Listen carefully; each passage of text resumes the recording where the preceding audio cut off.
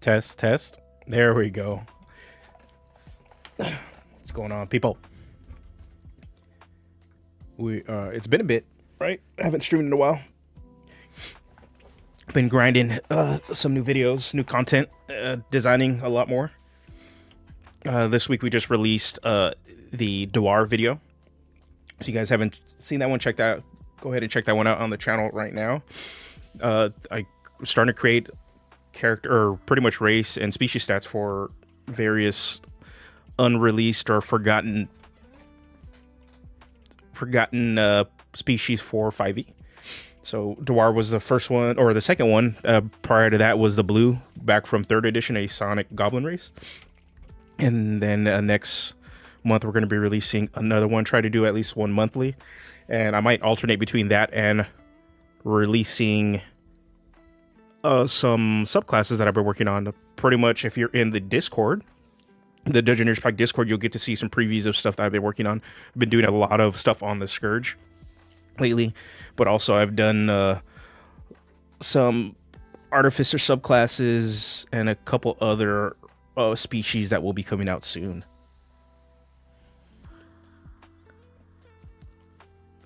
Yeah, we've been really focusing, honing in on some design this time around. So yeah, like, the videos take a bit to do. The next video, I think I am just gonna go ahead and release it, will be on a Dragon Turtle Born. So taking the Dragon Turtle and making it a playable player option. So that pretty much you're not stuck just playing a turtle with one of the dragon subclasses. You can play a Dragon Turtle Born and put it in any of your actual classes and subclasses you want to play it in. So that's my April video. Alright, so yeah, so where we're at with the Scourge, let's see, we have a good solid core. I think I still need to add like one more skill here that's relevant. The Scourge is pretty much my second class that I'm working on that is geared towards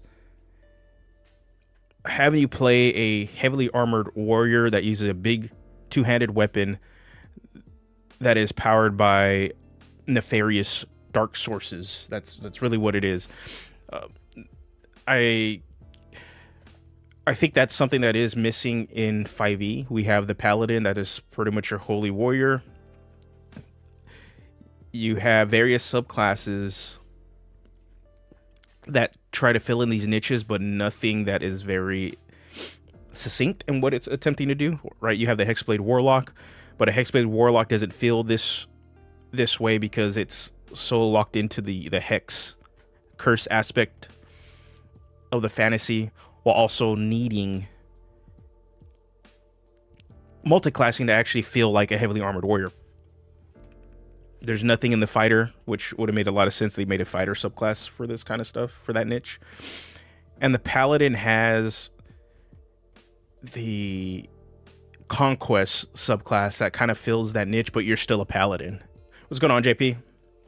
JP by Fee Fallen, thank you guys for showing up. See you, David. See you also.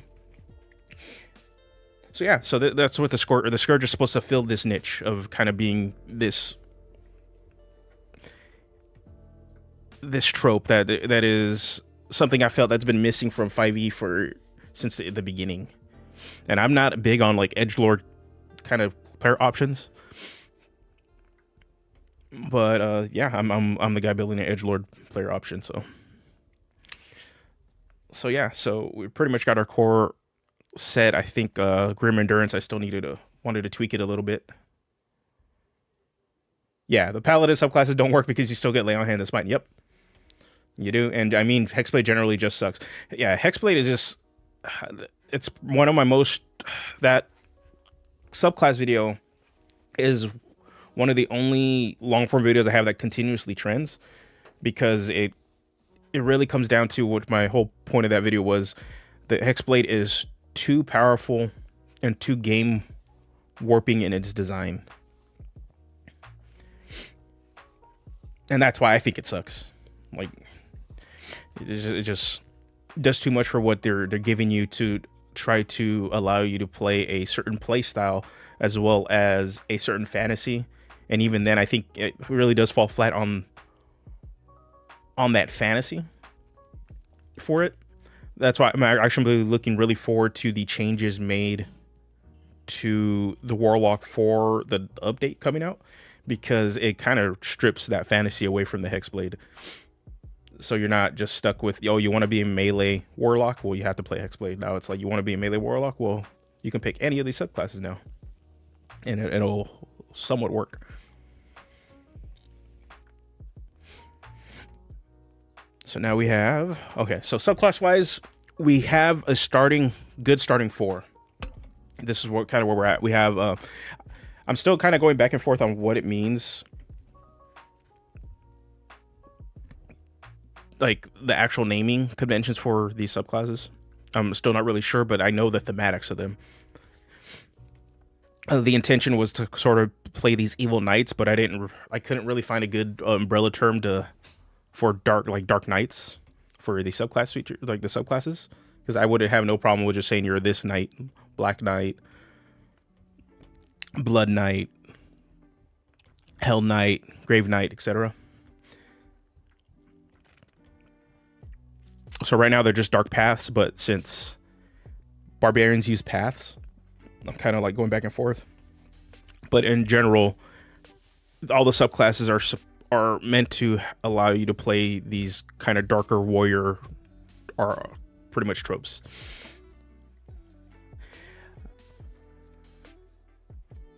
Normalized subclasses being allowed to remove main class features.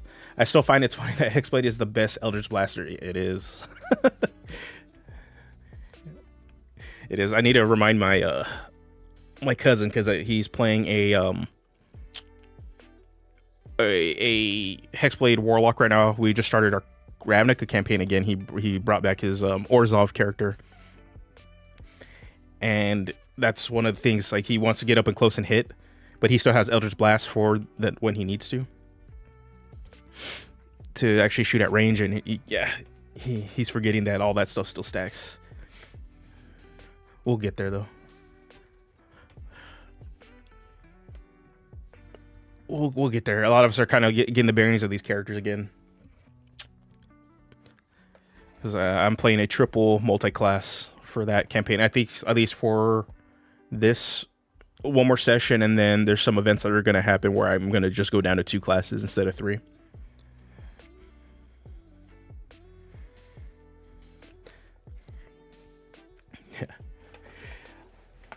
I've got a Hexblade Blade Lock revision that just completely strips blade stuff from Hexblade, because, like, why is it there? The thematics of Hexblade are so confused. Yeah, it seems like Hexblade Warlock is definitely a patch on the Pact of the Blade. That's pretty much what it's meant to be. In the same way, a lot of the Ranger subclasses were meant to be patches on the Ranger class, until they just came out with Tasha's to provide alternate options, alternate features for the classes.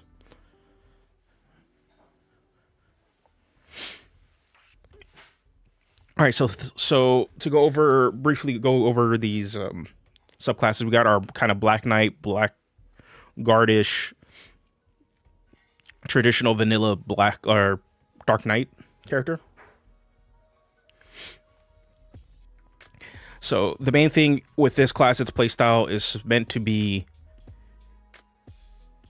pretty much to enhance your ability to strike fear into your enemies. That is pretty much the core mechanic. Strike fear and Dreadnought are the core mechanics that guide the playstyle for the Scourge.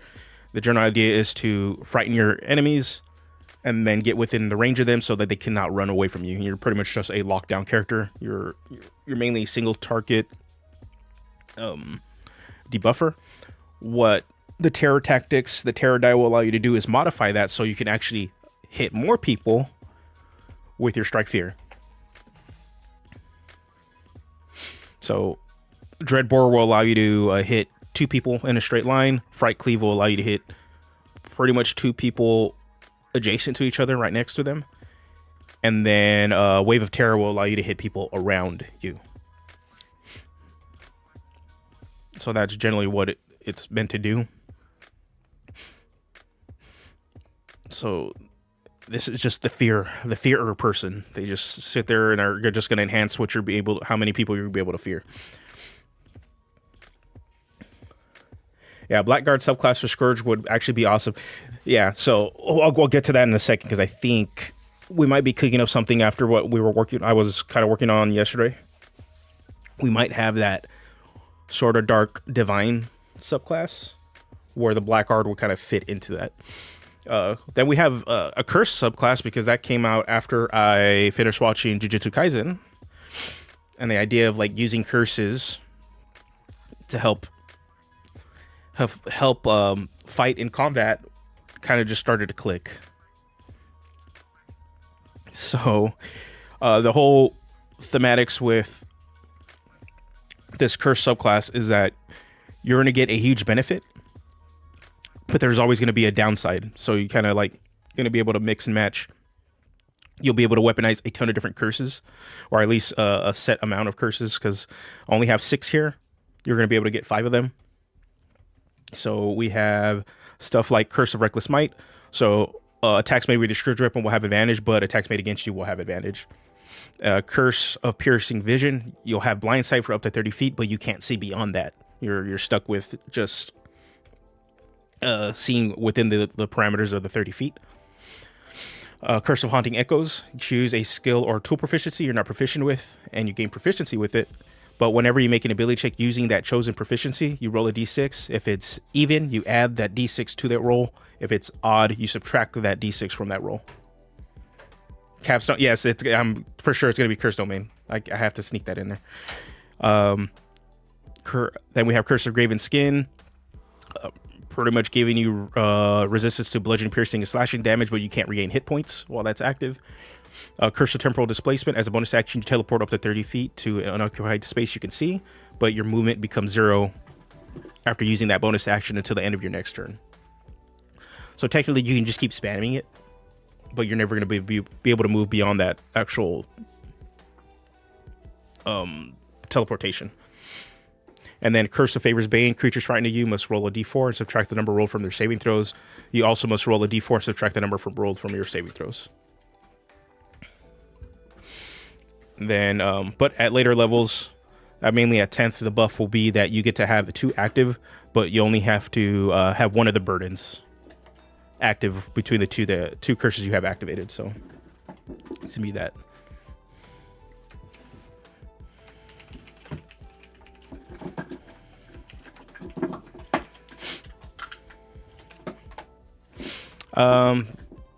Give me a sec.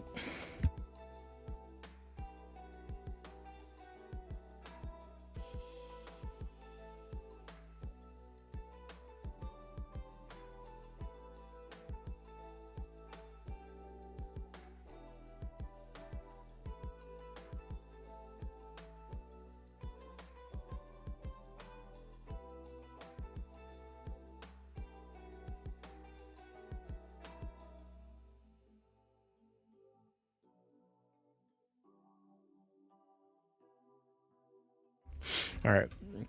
Okay, next subclass we have is pretty much my Hell Knight. This one I'm trying to play upon the idea of characters that you find like in Diablo, also characters like in Overwatch, like Roadhog is the character, and then in Diablo it's the Butcher. These enemies that have these really big freaking weapons, and they throw them at you, hook you, and bring you in. Also, Chain Devils. That's the general idea behind this one. Yeah, the Butcher subclass, that's pretty much what it is.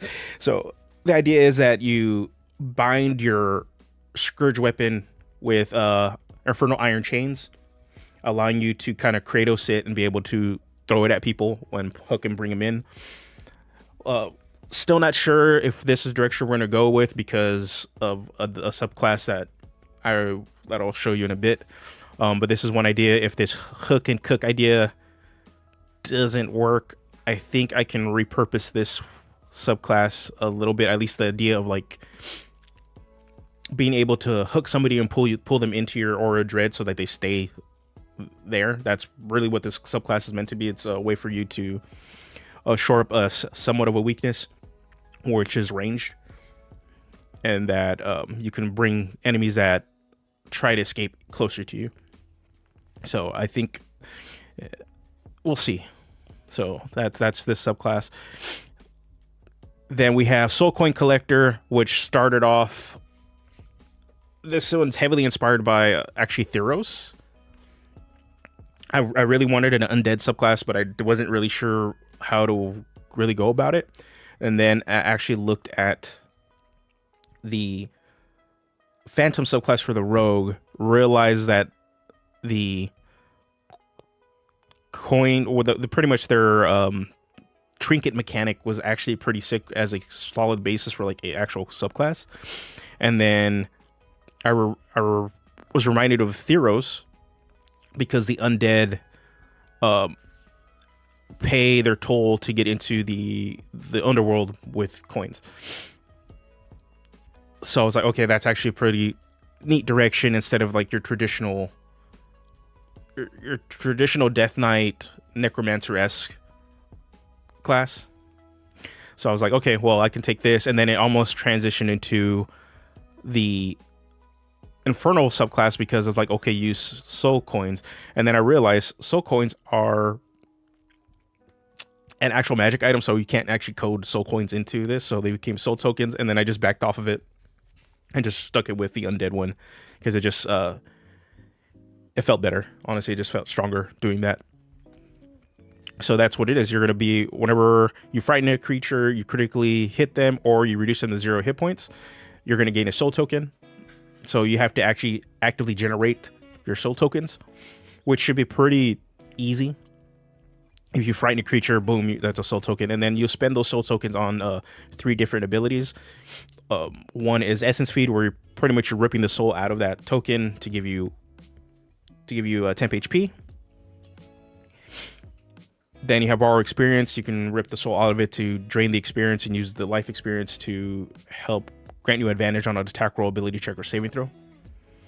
And then Grave Stride pretty much is your typical ghost movement, where you can move through objects. The Luchador Scourge. Yeah, there's a way to have that momentum feature in there, and this is kind of the best way to do it. One of the problems I found with like some of those features in 5e, right? Like, because that's what is kind of the issue with the Rogue subclass, the Phantom subclass, with the trinkets, is that it's entirely dependent on your reaction and a creature dropping to 0. So you might not actively use that too often. And then even then, if you look at something like the Fiend Warlock, its core features, whenever it kills or drops something to 0, then it gets the temp HP. Well, you kind of have to be hungry for killing.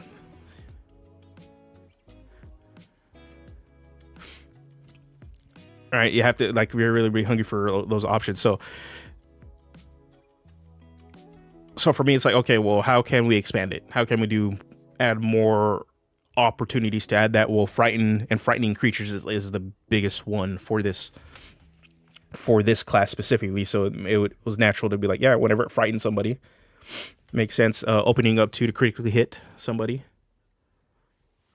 Yeah, subclasses that lean into the murder hobo playstyle. Yep.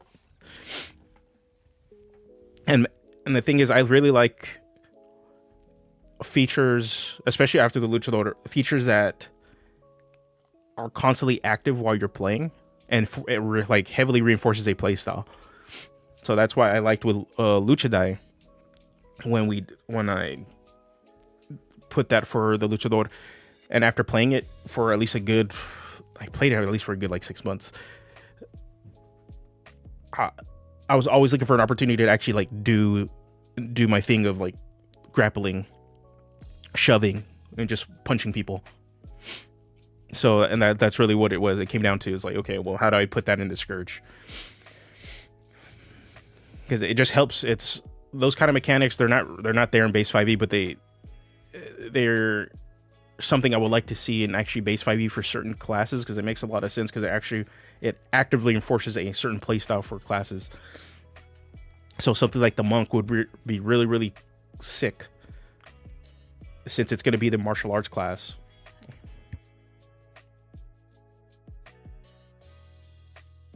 that some sort of like momentum combo system would be sick for it.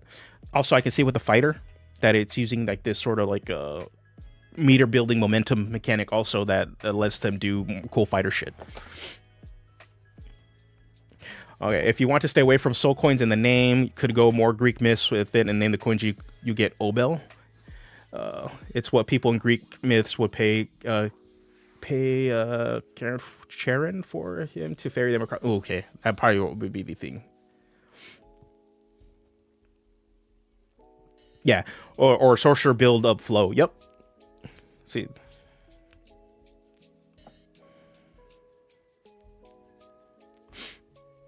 Yeah, so like we'll see when it comes to a magic class.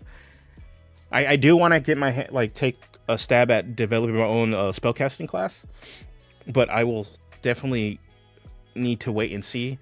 After Scourge is done, I'm gonna finish the Puppeteer, which is technically a spellcasting class, but it's more of a patcaster anyway.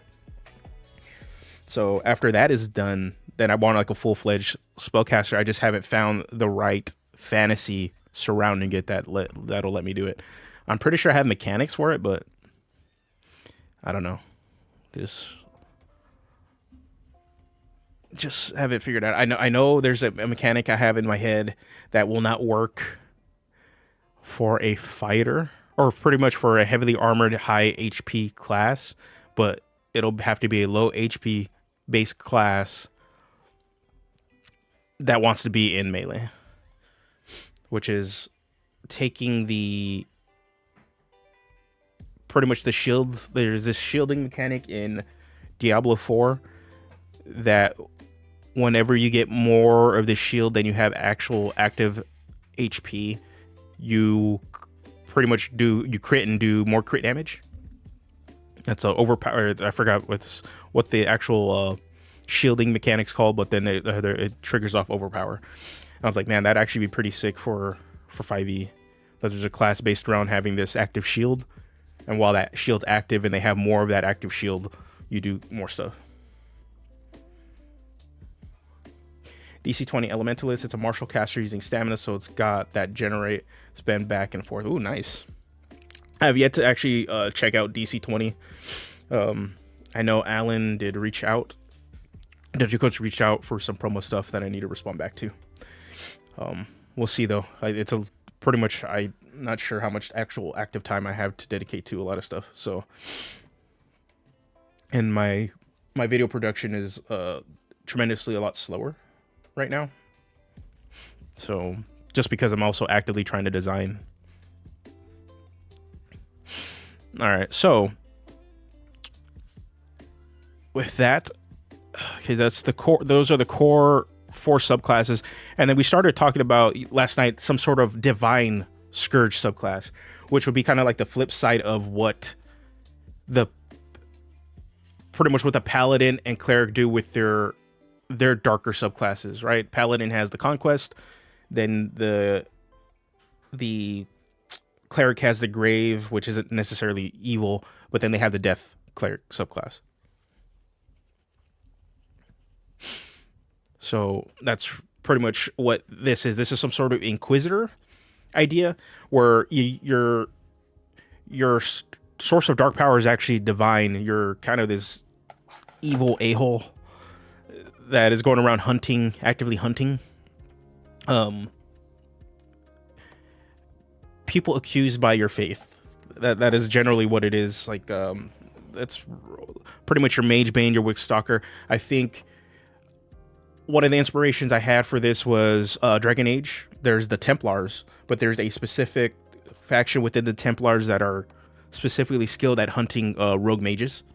Well, all Templars are meant to police and pretty much keep mages in line.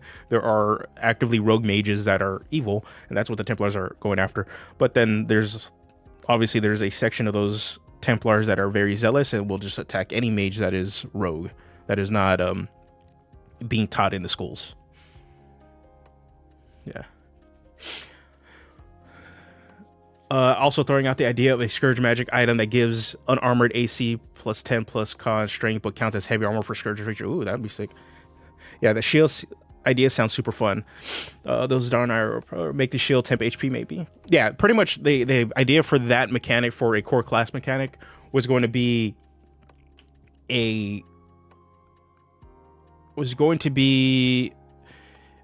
having temp HP active. So like you're going to generate temp HP. I think the class needed to be like, I didn't do the math, but my gut reaction was like, maybe this needs to be a D6 melee class, which is like super freaking scary. But it gives you the room to have more temp HP than actual active HP as you level. And that was the general idea, is like you have way more temp HP, which pretty much acts as like your actual full HP with a D6 backing, but you need to have it active.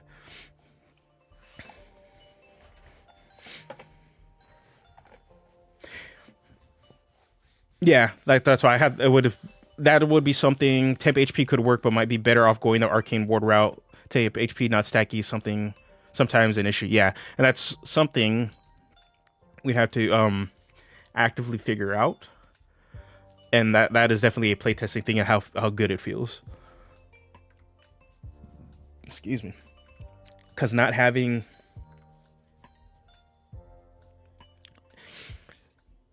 Because, yes, you can have the Arcane Ward, and then you can have temp HP stacking on top of it, which is also interesting. So it's one of the things I have to see. I have to figure it out. Maybe look into what Hearthstone did with the Warrior Deck's armor mechanic when you get to a round of that. Yeah. I just got to find the right... What's it called? The right fantasy for it. Because that'd be such a sick, like, actual core class mechanic.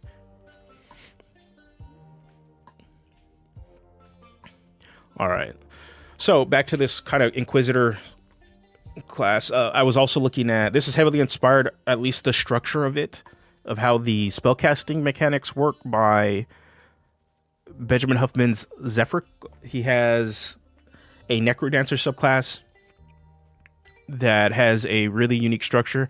And also shout out to JP, because he's working on a priest that has hits on this subclass idea, kind of hits on similar things he's doing with his priest, where you're allowed to pick multiple domains and you're using point-based spellcasting.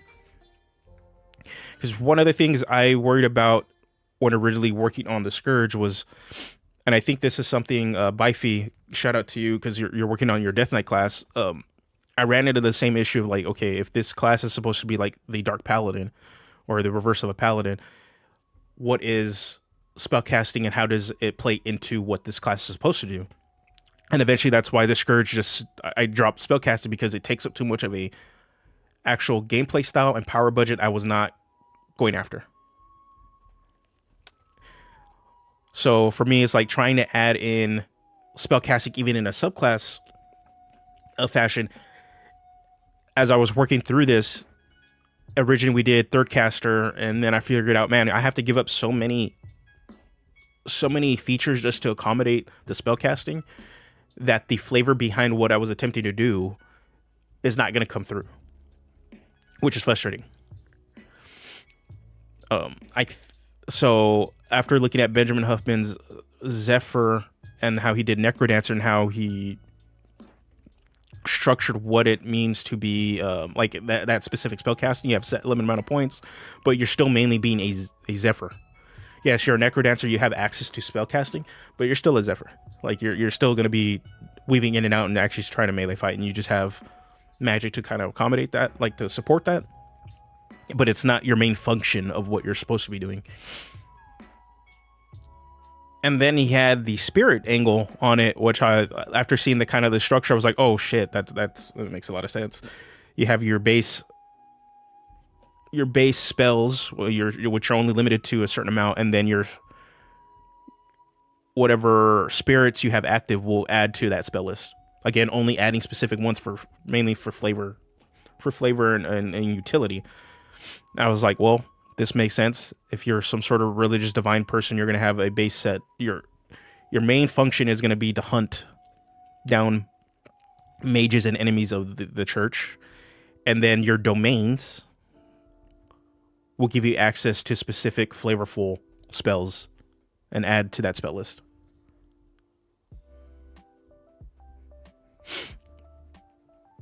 So I was like, yeah, like that's it.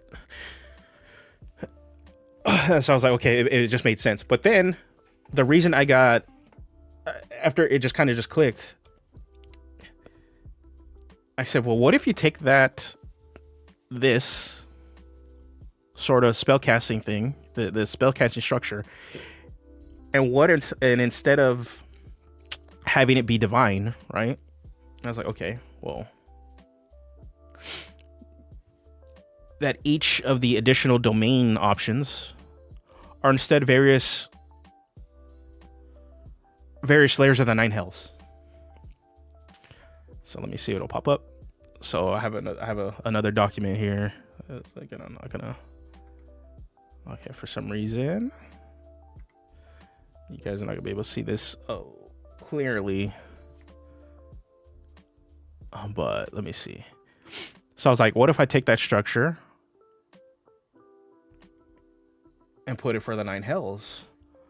So that you have infernal magic, you have the base fire, I'm a devil stuff, and then you have 9 options to choose from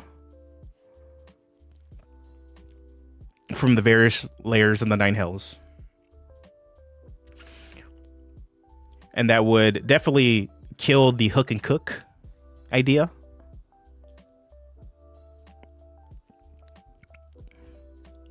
But you're definitely a Hell Knight at that point. That Hell Knight that works for a very specific layer of hell.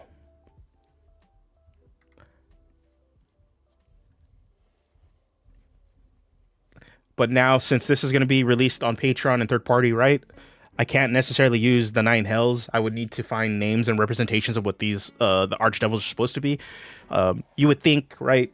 Since the 9 hells are kind of based on the 7 sins, but also Dante's Inferno, that each archdevil would have a heavy representation of what that layer is supposed to be. No, not in D&D. It's like 2 of them are about being deceitful and lying. Only one of them is about greed. None of them are about gluttony. Like, it's just all over the place. I was like, get your shit together, man. Like, get it together. Wizard of the Coast has the perfect opportunity to kind of just structure it and to be like, oh, 9 hells? Hey, Dante's Inferno has each layer representing something. We'll just kind of warp them into that and mix in the 7 sins in between those, like Dante did. Nah. So yeah, that's one idea. And I kind of like it, but this definitely would kill this sort of Mage Hunter Divine subclass. But I'm like, if that's the case,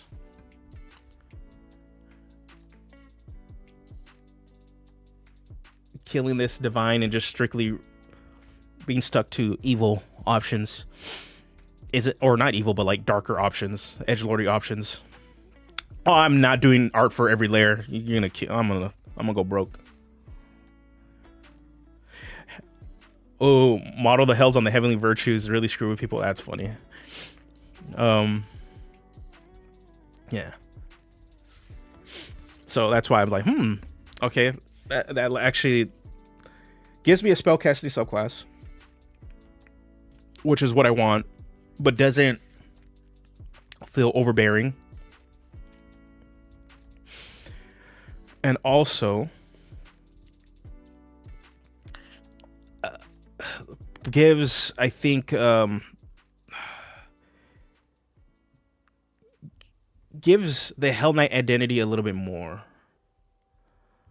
What you're kind of expecting out of that Scourge. I think that's what's missing with this, my hook and cook idea. And the thing is, too, what I'm afraid of for this divine option is needing to have domains and people expecting to have domain options for every cleric domain that's out there. When I will honestly say not every cleric domain necessarily fits with my idea of the Scourge.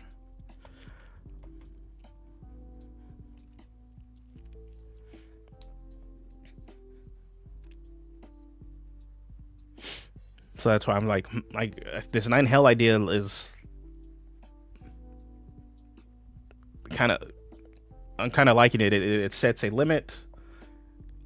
Pretty much I can rip We can rip most of the ideas from the dead tiefling variants from Mordecai's Tome of Foes, because they're considered legacy content. They're not really going to be used.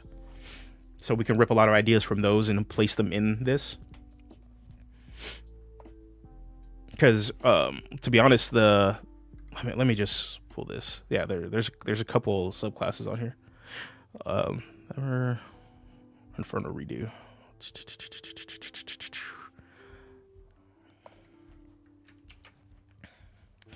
Let's put it on here so we can actually see it. Because this right here, this is just the spell list for the Infernal Warlock. Or the Fiend Patron Warlock. That's just their additional spell list. I probably would change it, but that's essentially their spell list.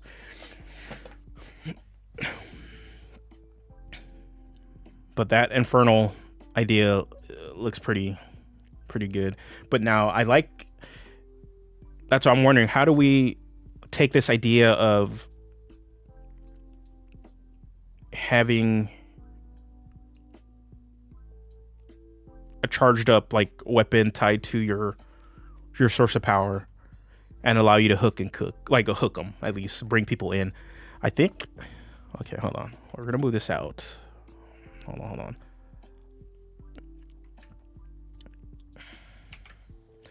We're going to move this out. Let me copy. I'm going to paste this here so I don't lose it. Okay, what do we have? Okay, curse domain. Okay, here. Yeah, I've thought about symbiote. I think I have something in my head right now. Let's move this one out. It's either the symbiote option. Hold on. I just want to make sure I have all this stuff. Oh, okay, zealot. Let's replace you. I'm getting better at like trying to keep my stuff so that I don't lose it. Also, in this other document, I have a dragon subclass I'm trying to really figure out. Pretty much what I want out of the dragon subclass, I want you to feel like Tanjiro and other Hashira and Demon Slayer, where they have this their breathing technique active, and then they just do cool like sword shit. That's what I want out of this. I'm trying to figure out how to convey that correctly. That'll probably be a post-release option, because I already have the art in my head. I'm like, oh, I need artist Mick Cortez to draw this. Like, I already have it in my head. I already know what I want, but I'm trying to figure it out, because dragon subclasses are pretty standard of fire breathing option, some sort of charisma based frighten or charm option, flight, and damage resistance. That's dragon options. So you ever want a homebrew, the dragon option, that's the 4 things you need. You could pick 2 of the 4 of the normal, more martial mighty or archdevil instead of all 9. I think having all 9,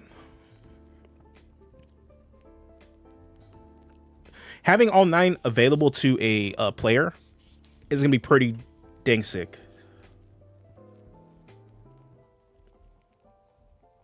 And the reason I think about that is because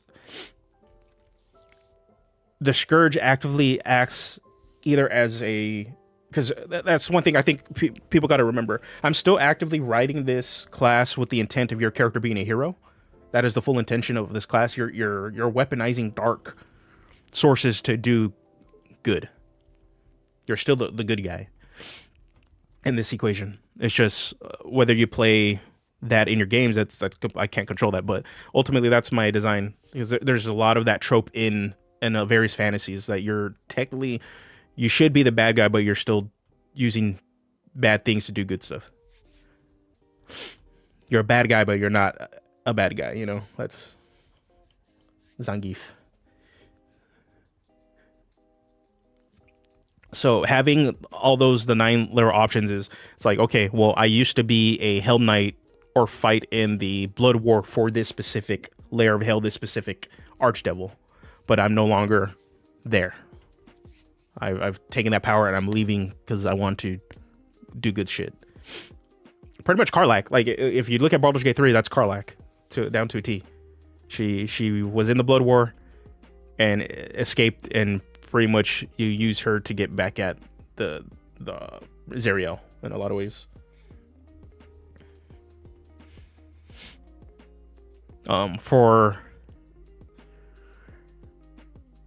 For copyright purposes, I probably do have to change the names of these, and just put like different names of the hells or ideas that they're supposed to represent there instead.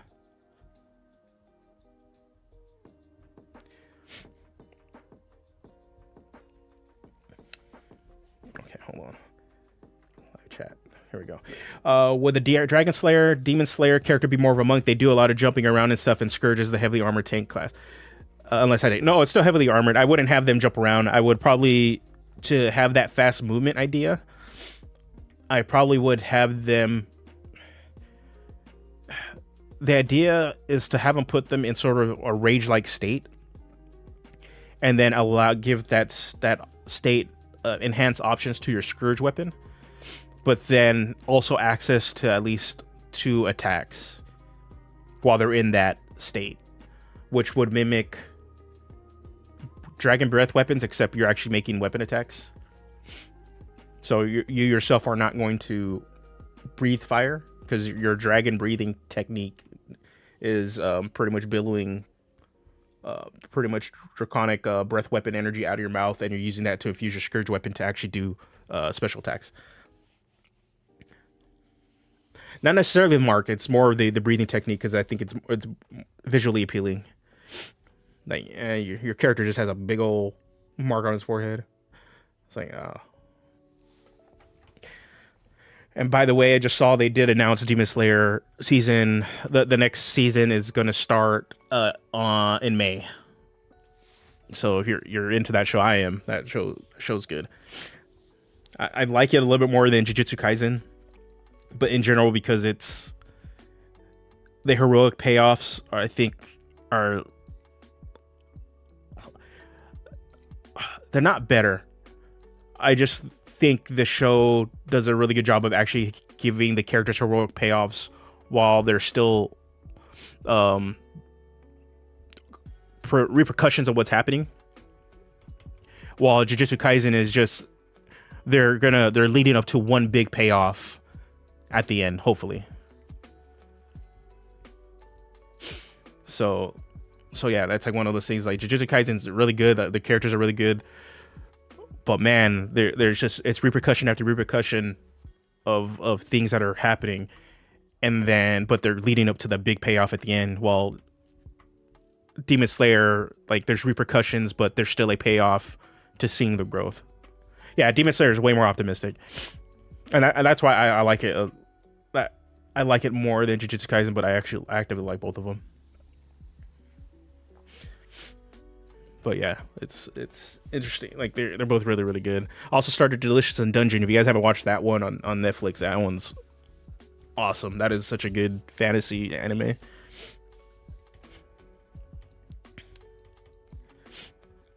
It'll really make you rethink how you approach dungeons, because the way that thing, like, that whole series is set up is like the dungeon is an actual living ecosystem. But man, it really differently changed your approach to how you see dungeons a bit, especially with the Shefi. Oh yeah, Senshi's the man. All right, so okay, we'll go here. We'll do this. I'm thinking, right? Okay, so where did we move this? Okay. I still want that hooking playstyle. You guys suggested Symbiote. I think that is very interesting to allow you to do that. You know what I'm thinking also would be pretty sick with it? Shadow.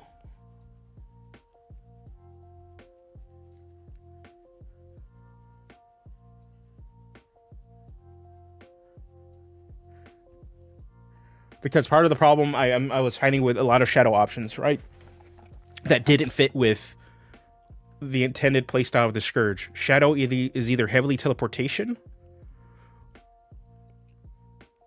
Yeah, it's heavily teleportation, or it is blanketing darkness to kind of protect your teammates.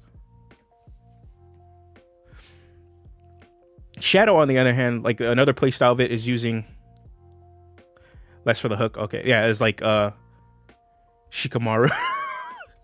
Yeah, is pretty much training your weapon into Shadow Blade, and then using that to be able to kind of grasp them with and pull them through with shadows.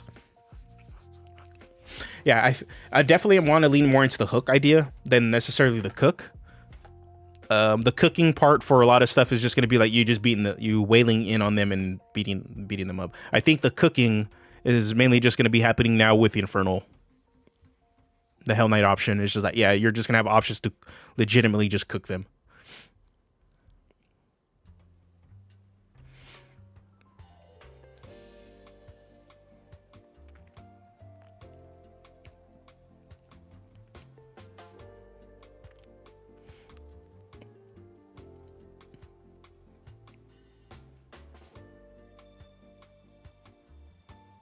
So yeah, because Infernal Magic's gonna kind of be like the main thing. This is where you're gonna cook them and have other spell options while you still just legitimately beat the living hell out of them. Hook and cook mainly came from the rhyme. Be honest, no, it came from a strategy from Overwatch 1. So what you would do is you'd get in a room. One of the tanks will be Roadhog, and then another player would be Symmetra, and Symmetra would set up all her turrets in places you couldn't see in this small room, and also you would have a Torbjorn, and then Torbjorn again would set up their turret in a corner, all fully upgraded, and Roadhog would just bring them into the room, and then they would melt. The enemy would melt. So it was the hook and cook. And this was early Overwatch because, like, towards the later ends of Overwatch 1, that you could. There's too many new characters that can legitimately just disrupt that entire place now. But yeah, that's pretty much what that's really what the idea was. Like, oh, you hook them and then you cook them. Yeah, it was Overwatch, my man. Like, yeah, the hook and cook method. Yeah, pre-hook nerf. What was it? Bastion on the cart. Pretty much defend the gun was another one. You just shield up. You'd have Mercy pocketing the Bastion, and then you'd have Reinhardt sitting in front of Bastion with the shield. And then you just ride the cart, have Bastion just mow everybody down in their the Gatling gun form. That was another early Overwatch strat. Can't do that at all anymore, but yeah, old Overwatch, man. Old Overwatch had some crazy stuff. Crazy fun stuff. Now it's just it's a mess. That game is a mess.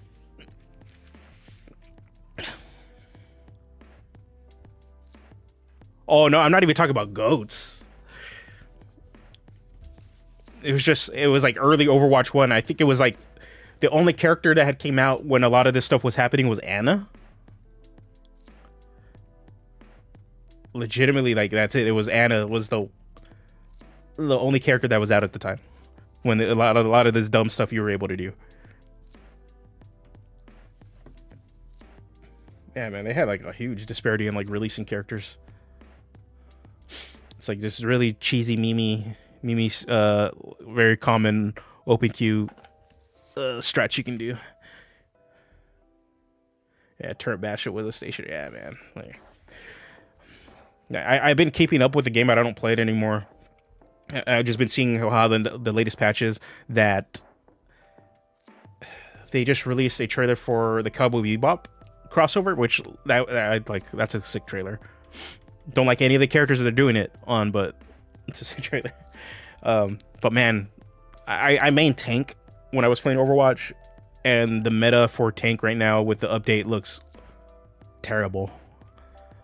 They did some changes to kind of help again revitalize the game in a way.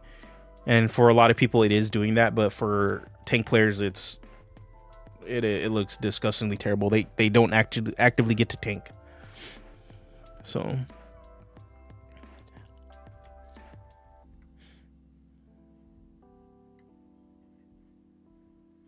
yeah, feels bad to play anything other than DPS. Yeah, DPS and support are probably like the two best kind of places to be right now, especially this latest season. The game I'm super looking forward to playing again, because they're bringing it back after so many years, is Gigantic. It was a competitor to Overwatch that didn't really get its place in the market because Overwatch was in its prime.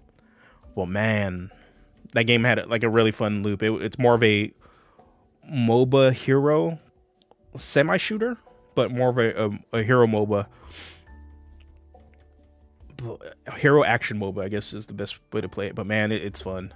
And Gearbox is bringing it back, so it should be coming out in April. It's going to be like $20 to $30. You just buy it and you can play it. That's it. There's no everything you'll be able to earn in game. There's no, as of now, there's no DLC season pass sort of situation going on with it. It's like you spend your $20 to $30, you have the full game. Just play it, grind it, and unlock everything. And there's gonna be a competitive mode and everything.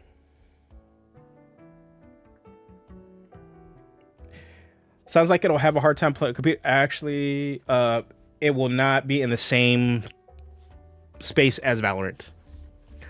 It's very much in the space of that Overwatch exists in, because each character has legitimately their own move set similar to Overwatch. So that's what it is. Gigantic is the game, and I think it's because Gearbox already attempted to do a game like this to compete with Overwatch, and that was Battleborn. Great game. Crappy marketing, and Blizzard killed the hell out of it with their Overwatch marketing at the time. They came out at the same time, but they don't own the rights to that game anymore. It's under 2K. I think they have the actual ownership of the rights for that game and the IP. So Gearbox, it looks like they're picking up Gigantic so that they can have their competitive game. Man, Battleborn was great though. Oh my god. If that game was still around, I wouldn't be a D&D YouTuber. I'd probably be a Battleborn YouTuber and streamer. I would get home from work when that game was out and just stay up grinding and playing that game and just trying to like figure out every character. By the time that game got close to shutting down, I unlocked like everything for every character, and just had I had my couple of my favorites. But man, the game was just had a really lot of solid ideas, just really bad marketing, and could not keep up with Overwatch, because part of the problem with Battleborn is that they directly competed with Overwatch in terms of like actually trying to pit their own game against it instead of just trying to find their own lane for it, because it didn't play like Overwatch at all. It was definitely a MOBA shooter, first person shooter, but it also had a story mode component. So if you didn't feel like doing the PvP aspect of it, you can just play your PvE stuff with your friends and do PvE stuff for some time. And because they constantly they updated it every so often with new story missions and stuff. But nope, they were like, nah, we gotta go try to take down Overwatch. Okay, let's see. We're gonna do Symbiote? Yeah, we'll go with Symbiote. I definitely want to figure out Shadow. I think there is a general idea like people want when they see like a dark hero theme that somehow being able to manipulate Shadow will be a cool ass thing to do and make a lot of sense. I just haven't found the right thematics for it. I did think of like a pet subclass that allows you to summon a Shadow Hound. It was very much going to be inspired by Mexican folklore, because the black dog is very prolific, and it is a sign of omen. And then I realized the Shadow Sorcerer exists and has that exact same thing, and I was like, Jesus, why you gotta suck, man? Why does Wizards have to have a lot of half-baked ideas out there?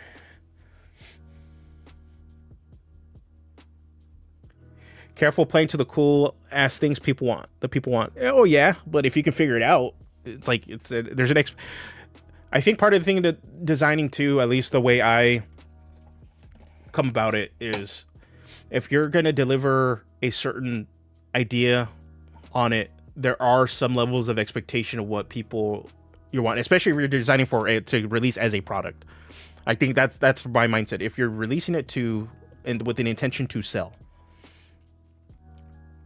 there is some base level expectations that people are going to want to have, that as if you're selling with the intention, creating the intention to sell a product, you probably should try to hit those things.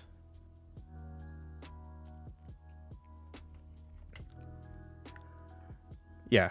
So that's why for me, it's like, it's trying to ensure that, hey, like there is an expectation, like if you're trying to be this thing, in this case, the Dark Warrior archetype, that a lot of the major tropes or major things are actually hit in that thing. And that, again, that's with the intention to sell as a product. If you're just designing to design cool shit, there's less of a worry to do that.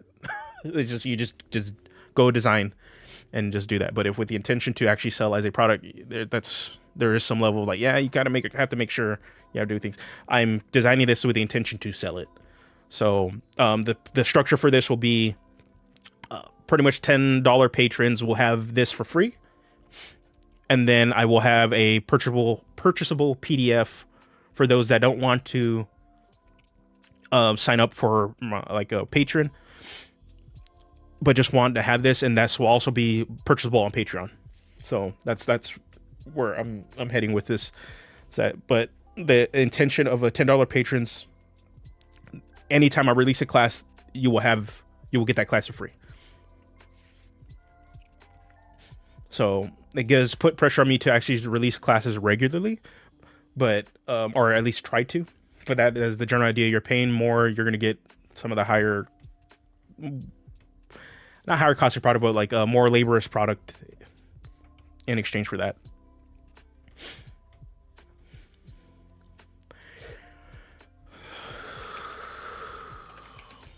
Hook 'em. All right. Let's take okay,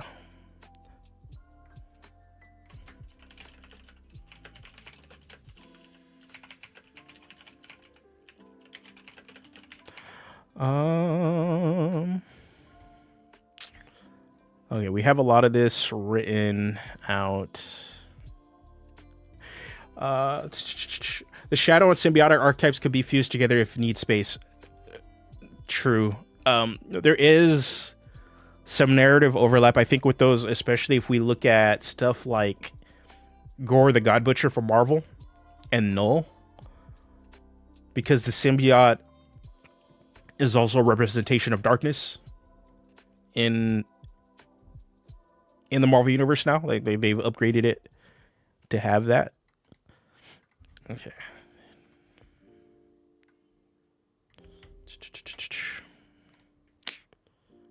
Format. Oh. Okay, we're just gonna take this. Obviously, we're not.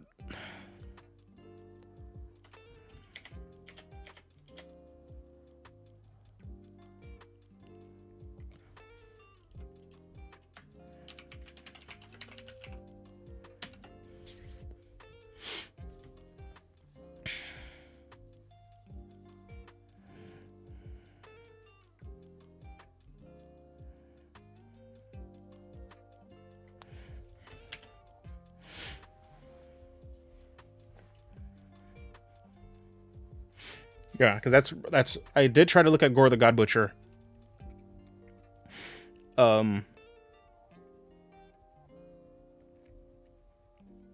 Just to see his power with a Necrosword can do. Most of the stuff I was finding like wasn't, because I was trying to do this at work, and they're just explaining the plot of the character and how that equates to the Thor Love and Thunder movie, than actually giving me like his actual power set and what the sword and abilities are able to do. So again, that was just on YouTube. I know there's a Marvel wiki I can just probably read up with Gore the God Butcher. It was like one of those ideas, because that's why I kind of got turned off from kind of doing Shadow for a little bit, because looking at how characters use Shadow in a lot of fiction, they don't necessarily fit with the Scourge archetype. It's like they're more of like the monk, the rogue, sorcerer. Like Megumi in Jujutsu Kaisen, he's pretty much a shadow sorcerer who summons Shin Megami and is able to stow away. Pretty much able to stow away his like cursed items. So okay.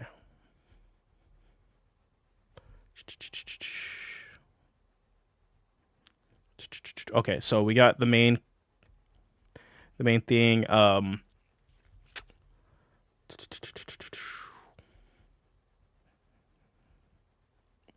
Additional damage, I don't see it.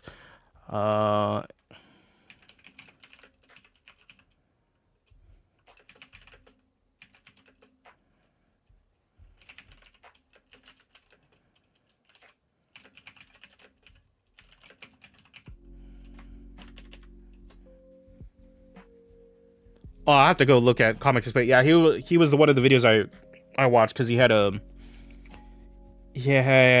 Gore the God Butcher Explained video. So he was the first one I watched. Rob does a really good job of like breaking down comic book concepts and comic book stories that are happening, and especially around the time like an MCU movie comes out and is featuring those characters, he'll release a video detailing what that character is in a very not simplified way, but a very clear way, so that you have a better understanding of the inspiration for that character when they bring it into the movie. Rob is really, really good about that. Joe Comics Explains a really, really solid YouTube channel.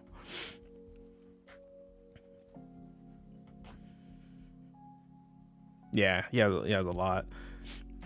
Pretty much when I can't buy a comic, or I don't feel like spending money on a comic, I'll watch his video to kind of keep up to date with what's going on with certain characters. He's been the only one I've been watching that has allowed me to keep up with what's going on with the X-Men right now in the comics, because that Krakoa storyline is pretty badass. Ooh, okay. Okay, there's two. Would Symbiote basically make your unarmed strike Scourge weapons while also giving you insane reach? Okay, there's a couple ways we can do this.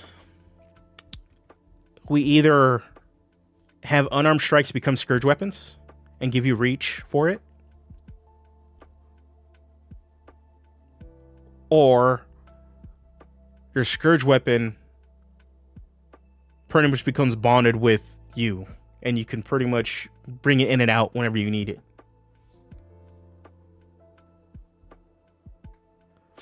Comic Pop. Oh, okay. I've never heard of that one. I'm gonna have to check that one out. Gonna have to check it out.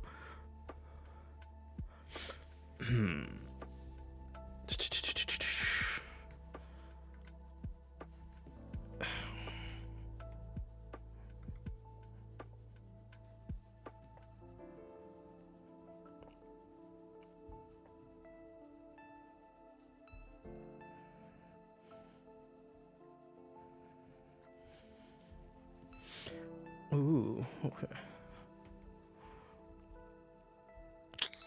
Okay, you're getting me thinking. Because also Daryl, Drunken Yoda, he mentioned too, if we're gonna do a divine subclass, going back to kind of like the witch hunter sort of mage bane inquisitor subclass idea, that instead of giving them actual spells, just give them channel divinities instead. So I may bring back that subclass idea and just do it with the Channel Divinity option instead. There was a time when developing Scourge, when it was going to lean into magic, that there was going to be a Channel Divinity option called Channel Darkness. Bifi showed me another person doing, I think, a Scourge class themselves that leans into that idea, that has a Channel Darkness, mechanic. I really like the idea of like a Channel Divinity option. I'm probably going to return to it because I think there's that Doom mechanic die that is the reverse Bardic Inspiration. And then having a class chassis based around that and Channel Darkness would be pretty sick.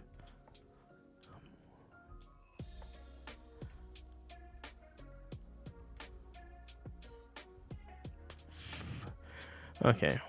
All right, let's explore this. We're going to have, let me...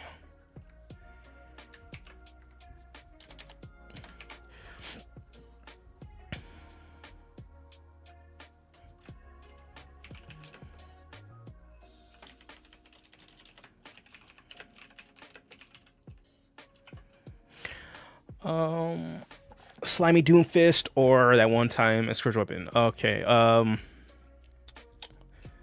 let me go get some water really quick. My throat is starting to dry. Okay, we're gonna have some options here. Okay, give me a sec.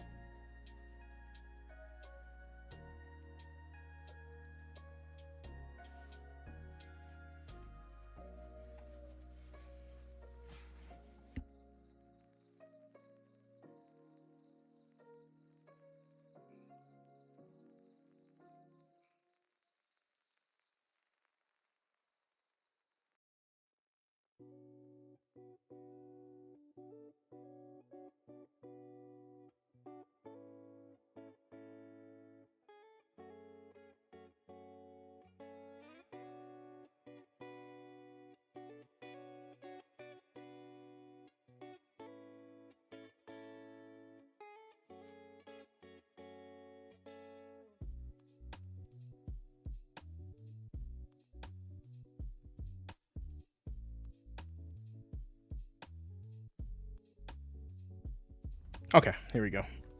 Got my water. Got my water. Okay.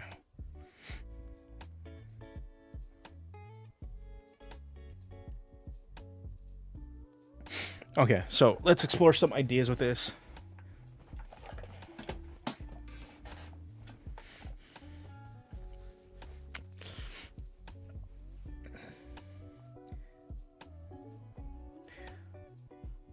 Oh my god, this thing's...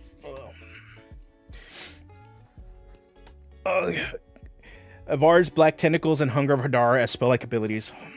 Okay, let's pull those up, actually.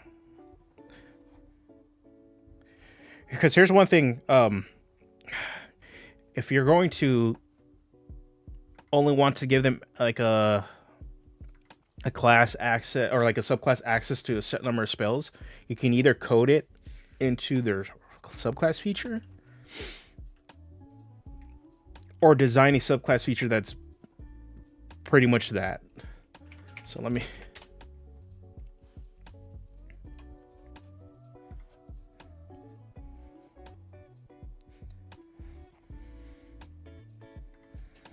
Evar or Black Tentacles. Let's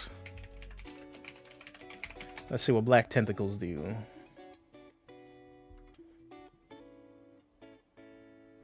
Yeah. Black Tentacle. Evard's Black Tentacles is a 4th level spell. In a 20-foot square on the ground, you can see within range. For the duration, use these tentacles, turn them around. When a creature enters the affected area for the first time on a turn, starts their turn there, the creature must succeed on a dexterity saving throw. or take 3d6 bludgeoning damage and be restrained by tentacles until the spell ends. A creature that starts its turn in the area is already restrained by the tentacles. Okay. Yeah. Avard's Black Tentacles is an interesting basis, I would say, for a a upgrade to Aura of Dread that we can probably play with. Hunger of Hadar, which would probably be the cook part of this. What? Hunger of Hadar. There it is. Let me say Hunger of Hadar. Is a 3rd level spell. 20-foot radius sphere of blackness and bitter cold appears, centered on a point with a range and lasts the duration of those void fields. Yeah, people are blinded.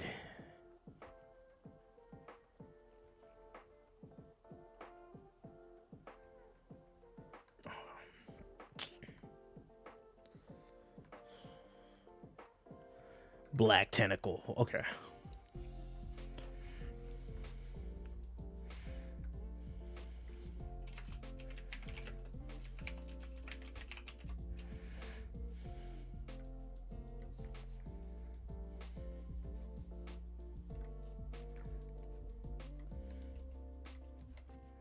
Okay.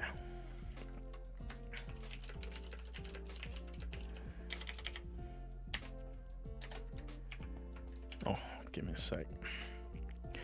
We'll use Black Tentacle as an inspiration for this. I think that would be actually a pretty sick basis for an upgrade to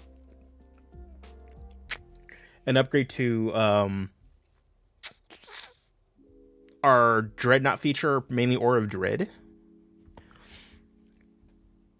Is that some of the effects from Black Tentacles can be coded into our Aura Dread, mainly targeting or affecting people that are frightened of us, or anybody that enemies that enter that area of our Aura Dread are going to be affected by this. Maybe it's like an activated feature, like so it's like we only have a set limit. But that'd be an interesting way to do it. Maybe take some of the features here and then later 14th level add more upgrades to it.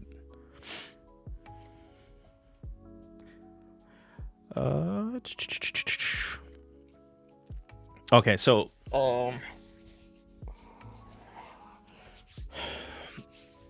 look at Riven features in a second,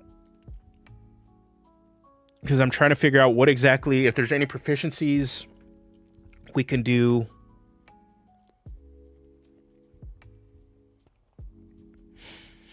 Any proficiencies that we can give based off of like symbiotes that would fit with this subclass.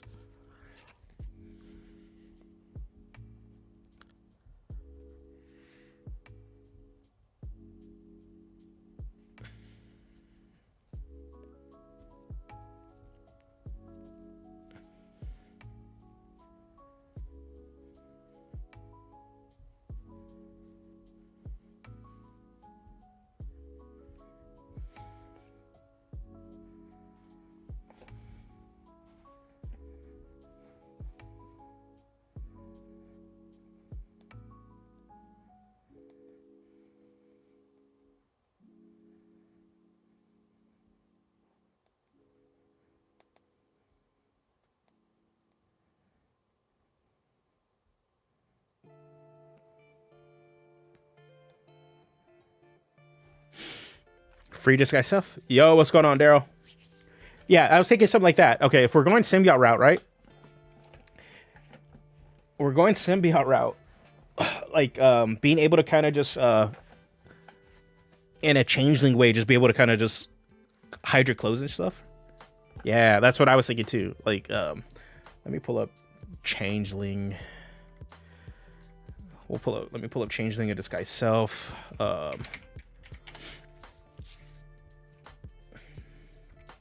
Disguise self.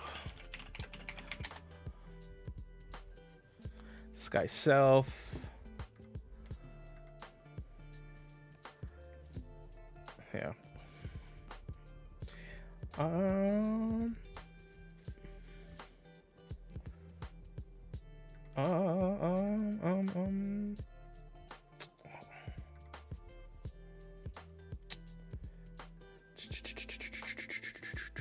forces. Eberron. Here we go. Disguise self. I don't know if it'll pop up on here because I don't think it's been a bit. Let's see, I don't even have this set up. Give me a sec. Let me see.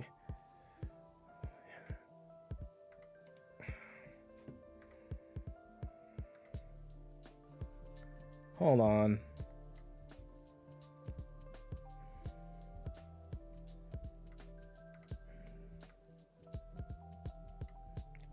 Oh, there we go.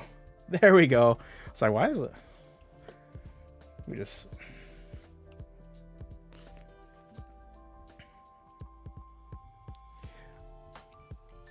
Let's do this.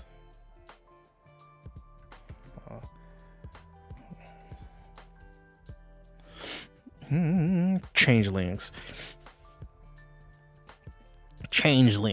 Yeah, so shape changer as an action, you can change your appearance and your voice. Okay, I don't want any of that.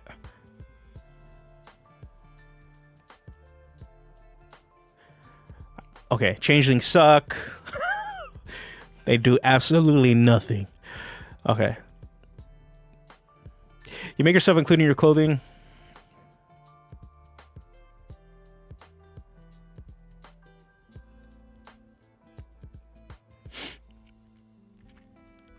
See, I wouldn't want to give them disguise self completely, right? Because if I'm thinking about what Venom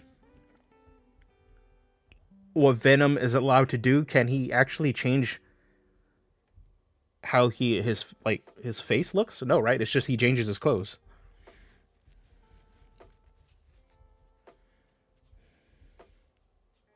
Yeah, alter self. There it is. Alter self. Alter self.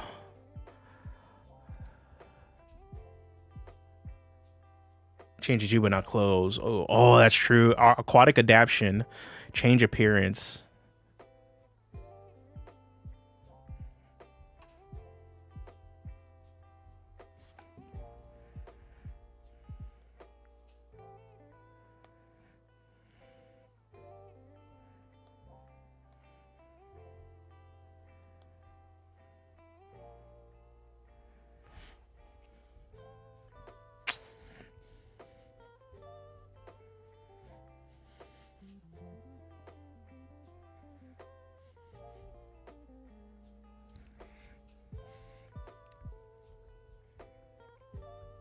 Yeah, my intention is to make it a non-spell, non-magical feature. I'm just trying to see in reality how it's coded. Yeah, and that's like exactly what you're saying, Gypsy. That's what I want out of it. You pretty much can change the appearance of your clothing. That's really all I want. You're pretty much your armor and your weapon are pretty much alive now. Like they are the symbiote. So having them being able to kind of just change how they looks is the full intention. Oh,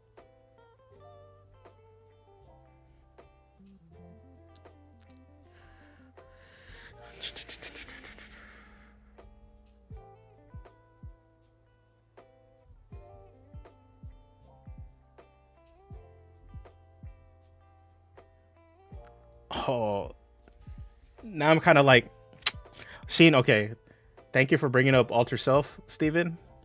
Because okay, now here's my process. Now seeing this is like, okay, we can have the hook feature or whatever, and then the tentacle area effect stuff going on, right?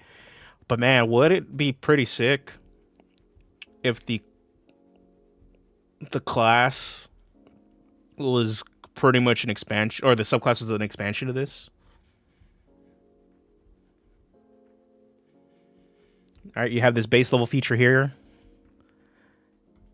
that allows you to, right? Well, not necessarily change how you look, but just change your clothing, right? You get a natural weapon.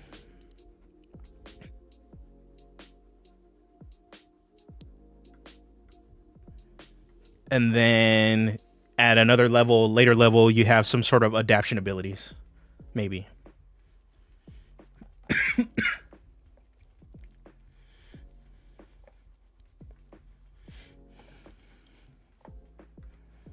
Hold on, let's... So let's throw some ideas down.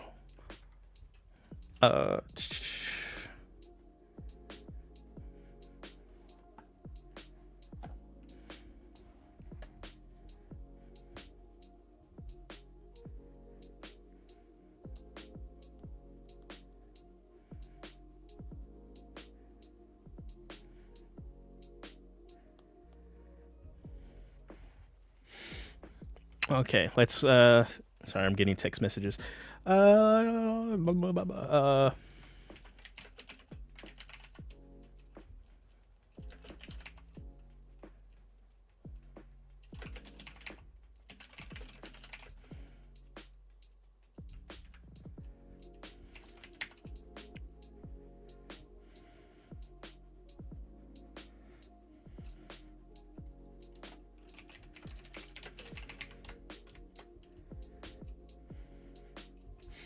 Climate speed?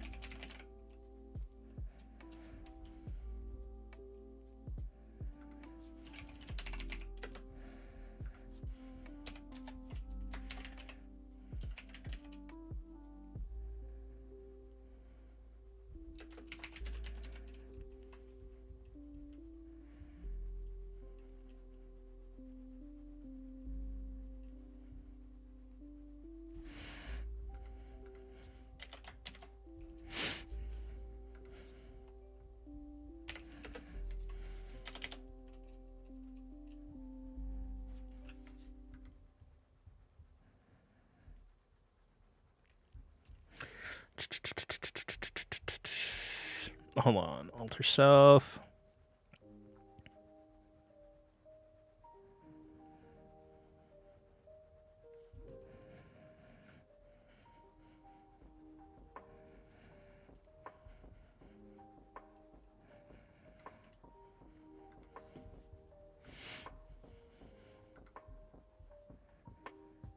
Oh, wrong one. Okay, let's close this second one. Natural weapon. Okay.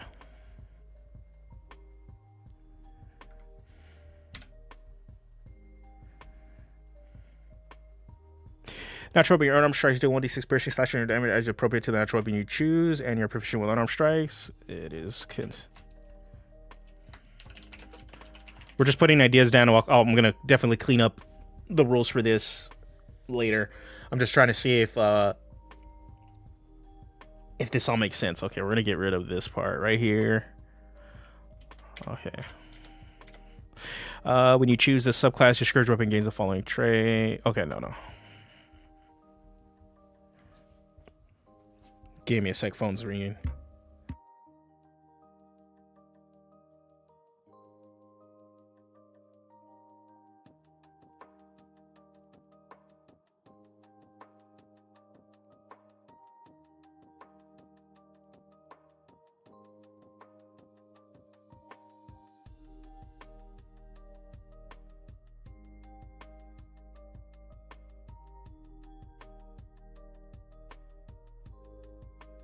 All right, here we go. putting some ideas down. I'm thinking.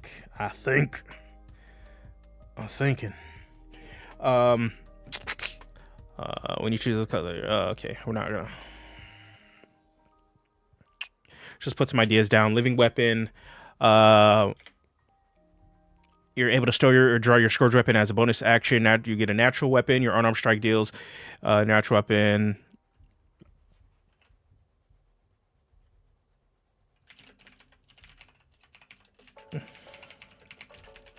It's considered a Scourge weapon.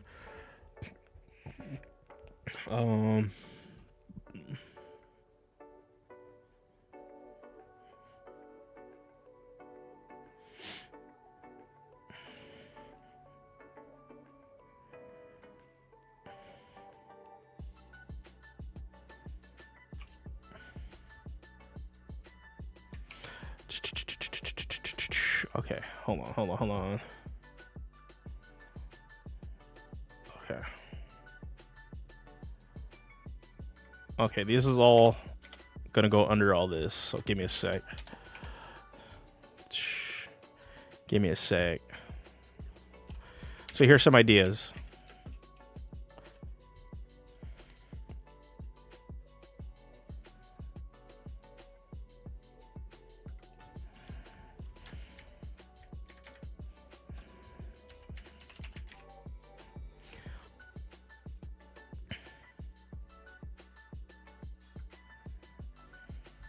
Okay, some ideas right here.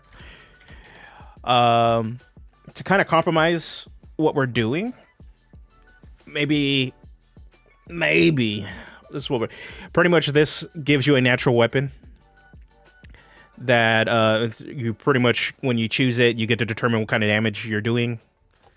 This kind of is in line with like Venom and Carnage anyway, where they can be teeth, so it can be piercing. Sometimes they make a blade out of their symbiote, slashing, or sometimes they just make a spike and it's piercing. Makes a lot of sense. It'll be considered a Scourge weapon for you. The natural weapon gains the thrown property so that you can hook them in. The only thing is, I'm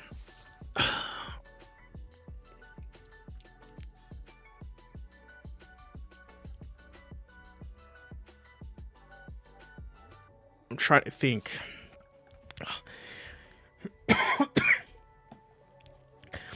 Because the intention for this is to allow you to hook. Right?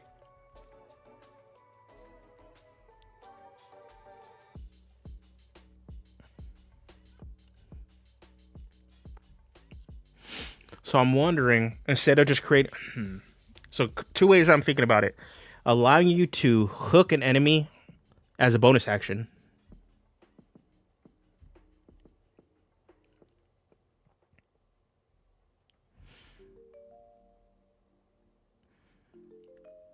So that you have to use the natural weapon to do this. And maybe that's an upgrade later we can do. Maybe something at here.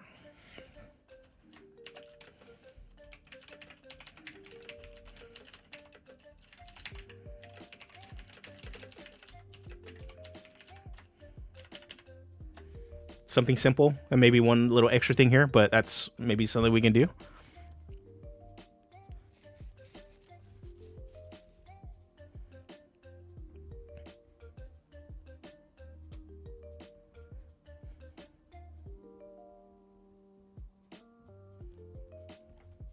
Give me a sec.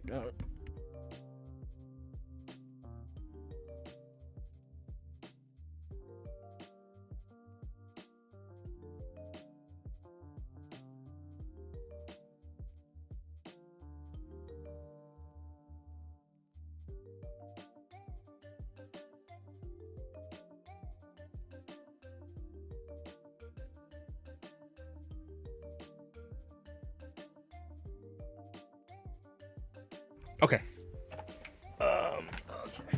Okay. Sorry, the wife went out of town for the day, so she just let me know she's almost there to her destination. All right, let me change this music. I want to play some Final Fantasy 14 lo-fi, but I'm pretty sure I will get DMCA'd, so we'll just not do that.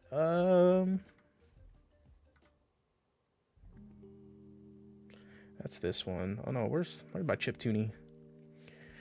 Chiptune. Okay. Okay. All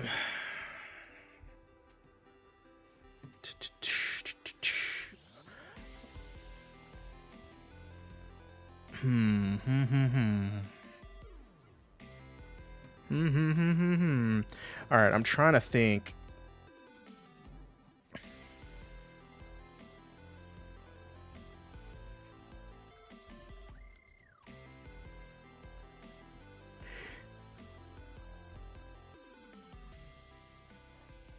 Play Nintendo jams instead. They're famously chill on DMCA stuff.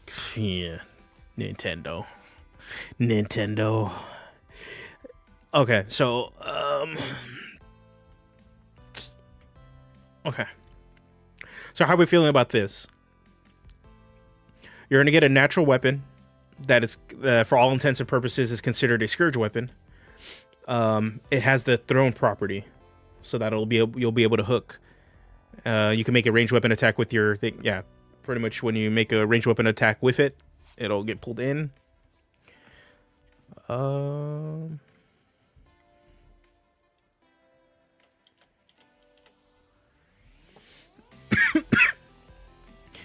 Yeah, this is a lot cleaner. Maybe the ribbon feature will give us a climbing speed to kind of be like, yeah, you're Venom.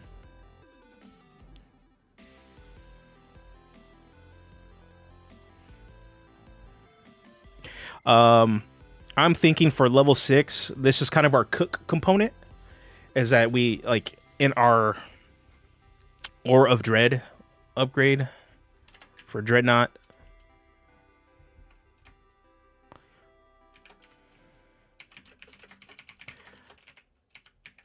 because I'm also thinking, it's like, okay, what can we do for our Scourge weapon upgrade? But I think at this point we don't really need an upgrade specifically for the Scourge weapon, because this natural weapon kind of acts like it in a way. The only thing is I'm not keen on the 1d6 strike. Part of me, if there is a way to code it, well, the only way you code it is just, you just say the Scourge weapon is allowed to do this stuff, right? Like they're like, because the cool idea, like at least visually, let me pull it off to the side, see if we can find something. Nope. Let me pull it off.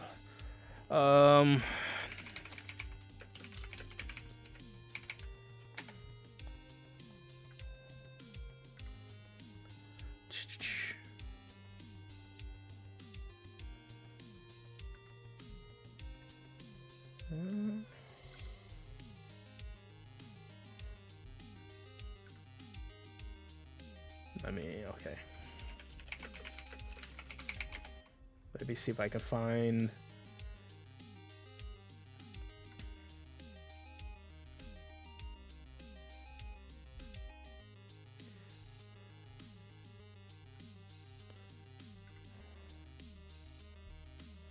Jesus, man. Oh, here we go.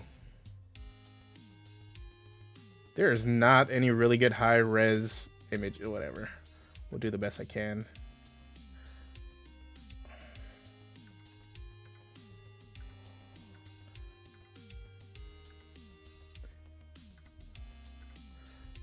So when I think of like a symbiote powered warrior, these are kind of like my ideas, right? Gore God Butcher. You kind of just, right here, the Necro Sword is in his hand, but it's kind of bounded to him. You're able to kind of just like create weapons like this.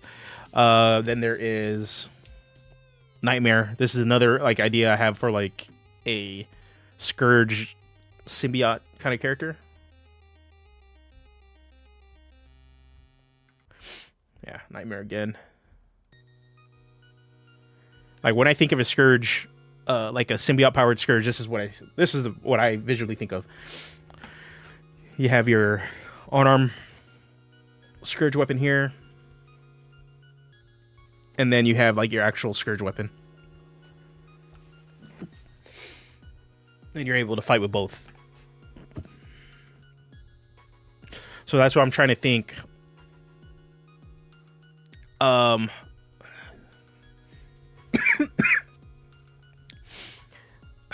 think this is fine. Like you're getting an extra weapon, and you're mainly going to be using it to pull stuff in, and then it is not until level 10. This is where you're able to actually use it as a bonus action. And yeah, so you get the full effect of like, okay, you're gonna actually hook them in at that time. I don't think that's wrong. This is pretty much what I'm aiming for this kind of character. Nightmare.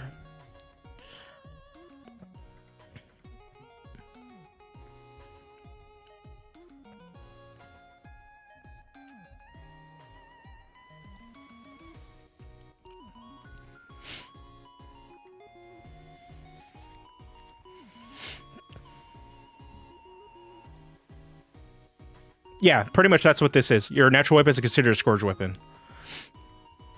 I think, hold on, where is... Because I think it's too much if I'm like trying to code it where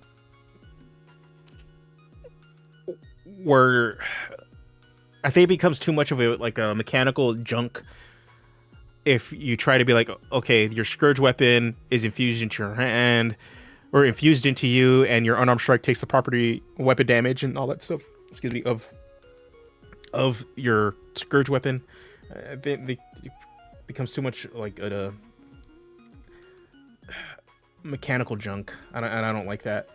So let me see. I think the best way I'll probably need to look at how Benjamin Huffman did it for the Zephyr.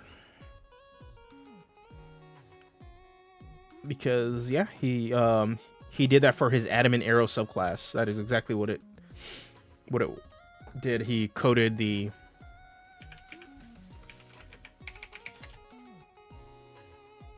hold on, Zephyr, here it is. Boom. Let me pull this off really quick. Adamant Arrow.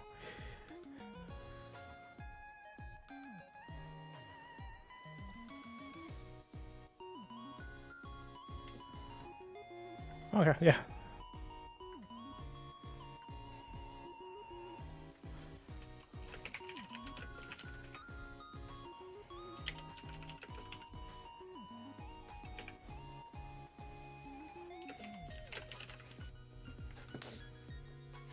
It's literally that's it.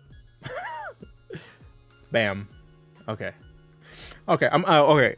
I'm liking this. Ribbon feature wise, I'm trying to figure out what should we do this?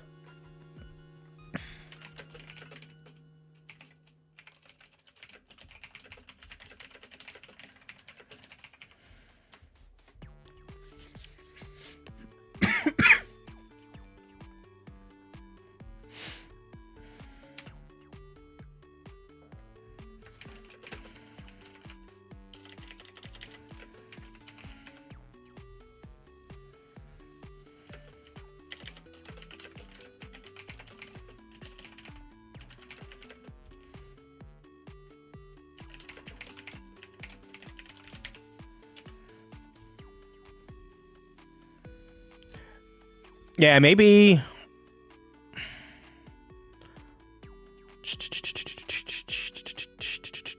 Maybe this at this level, we'll do Living Weapon Uncrew.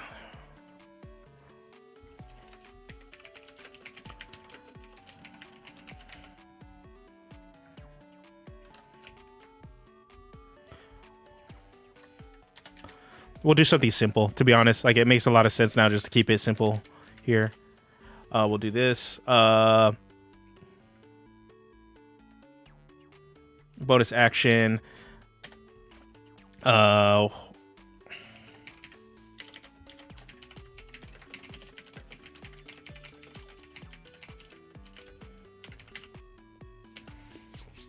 Something that maybe like that. Like this is the living weapon improvement upgrade. Very, very simple. get that at that level.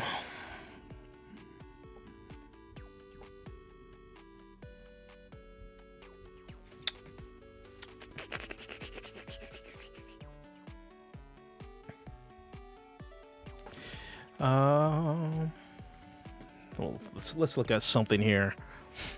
La Monk. Okay, level. Okay, I don't feel bad. Did not feel bad here.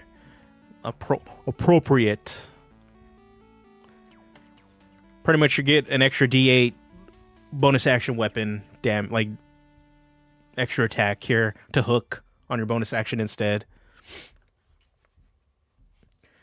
Because up until then, pretty much just gives you 3 attacks if you really look at it.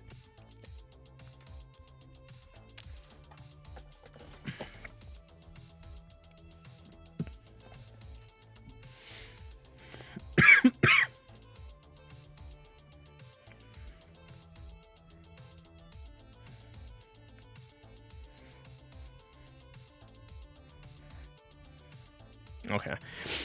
All right, I'm liking the ideas for this right now. After we kind of like figure out the symbiote, which looks like we're gonna be doing.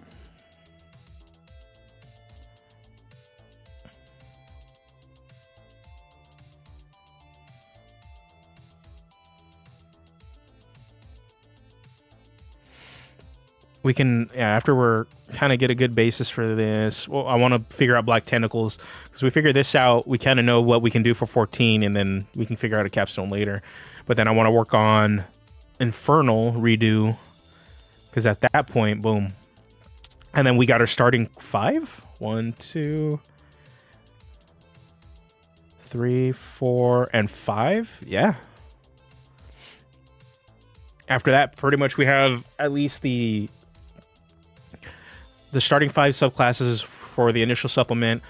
Clean these all up and have them read nice and well, and actually finish writing them out for a lot of these. Trying to think. Yeah. My goal is to have at least all tier 1 features really written out for all these, so they're testable at least from levels 1 to 5. And then eventually work on getting all the way up to levels, like pretty much have him set so that everything is testable at every tier eventually. I don't know how I'm going to get this tested, to be honest. I might have to do some testing in my own play group for a bit, but I don't know when, because we're knee deep in our... we just not knee deep, but we just put our legacy campaign on a hiatus for right now. We are going to wrap up Tomb of Annihilation, so we actually have to get to the tomb. That's where we're gonna head to now for that, our legacy game. This is like our level 14 end game sort of campaign. I think what we're gonna do is finish Tomb of Annihilation, and then most likely do the Vecna campaign with these characters, since they're that high enough level. And then, but currently now we legitimately, we're 2 sessions in. Today will be the 3rd session. We are playing in our Ravnica campaign. We're bringing back our old Ravnica characters from when we did War of the Spark, that had us leave off at level 10. And now we're kind of picking back up, and we're going to do like our characters post-Phyrexian War, Murders at Karlov Manor era. So we're going to be uncovering a mystery of like people that are dying and stuff. So like right now, I've said it in the Discord, so if you're not in the Discord, definitely go hang out there. I talk a lot in there. That's where most of the time you can communicate with me more than anywhere else. I'm pretty active there. But I had said that I'm playing a triple multi-class in there in a Ravnica campaign. I'm bringing back my Planeswalker Boros Goblin Tyke, and he is a 7 Kensai monk, 2 warrior, and 1 level Tempest Cleric. But I'm going to be losing the Tempest Cleric level tonight. because right now we're doing like a prologue into the murder stuff, where we're seeing where our characters were up to and where we're at during the Phyrexian invasion. So we're doing that, and my character is going to lose the spark then. So we're going to see how that happens tonight. We got to fight a big old Phyrexianized dragon right now. That is pretty much where we left off. We were able to take a short rest. Since I'm a monk and a fighter, I got all my toys back. So, yeah. I got 2 words. This is going to be happening tonight, and it's stunning and strike.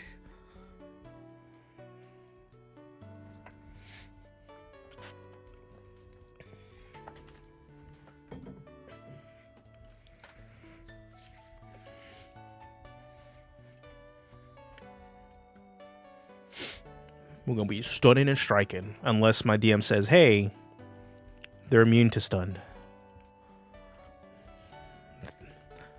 That could happen. Okay. So, yeah. Well, depends. Depends on how I'm going to do a playtest for this. I'm tempted to maybe do some little mini playtest in the Discord and the Dungeoneers Pack Discord, to be honest. But it just depends on time. That's really what it comes down to. Like, I only have enough time to really play 1 session a week, because it's between videos, and I'm also doing video work for a food channel that I started with my wife. You guys are interested in wanting to see food from Southern California area, that it's Hey Ari. You guys can go check that out there on YouTube. We only got like 3 videos out. Just kind of started. I'm working on another video there, so a lot of my extra time is going to that and to edit that video. The videos for there. So on top of like my regular videos, I think I am gonna finish the Dragon Turtleborn video and release that one and just see how it does. The new direction for channel videos, it's like a double-edged thing. There's I'm getting a lot of new subscribers, or not a lot, but comparative to other videos where I release that probably get more views. The initial bulk, I'm getting a new set of subscribers, just not a lot of views for it. So it's like a give and take. So like it makes me happy that new people are being interested in that kind of content instead of just like watching character build stuff that I've done in the past. But a lot of the videos and stuff that are generating actual views tend to be my shorts content, or it's character ideas. And those character idea stuff doesn't really translate well to a long form thing. If I had enough time, I would just do both, but it's tough because I'm also trying to design stuff too at the same time. I need a clone. That's what I need. Or I should a time machine to go back in time to start this channel when I had way more time to do actual stuff when I was younger. Then we'll get it cooking. Yeah, we'll see. I like doing the character or like the design focus videos and releasing that content. It's just obviously they're not performing as well as I hoped. We're going to be honest, but it doesn't mean I'm not going to stop releasing the player options out there. They'll still will come out, but whether I continue doing videos like that will just, it really depends. It takes a lot of hours to do it when I'm doing I have a full-time job, so.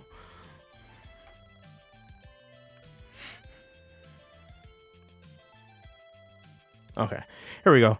Let's see, ribbon feature, bonus action here. Let's figure out Black Tentacle. So we want this to trigger off Aura of Dread.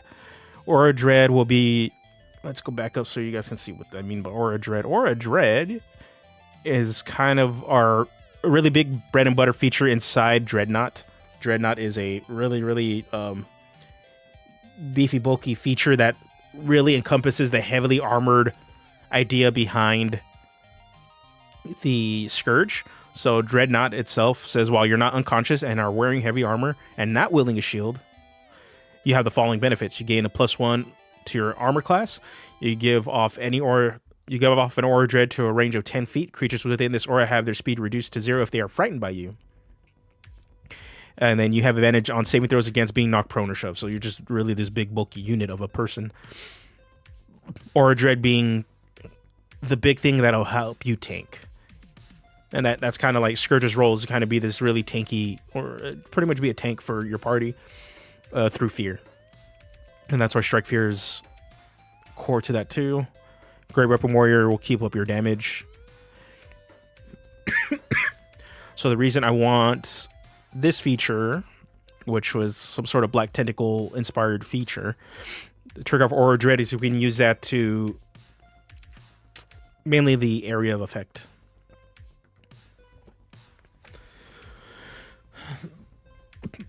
Okay, Okay, so Black Tentacle reads, Squirming Ebony tentacles fill a 20 foot square on ground that you can see within range. For the duration, these tentacles turn the ground area into difficult terrain. When a creature enters the affected area for the first time on a turn or starts its turn there, the creature must succeed on a dexterity saving throw or take 3d6 bludgeoning damage and be restrained by the tentacles until the spell ends. A creature that starts its turn on the area is already restrained by the tentacle takes 3d6 bloody damage.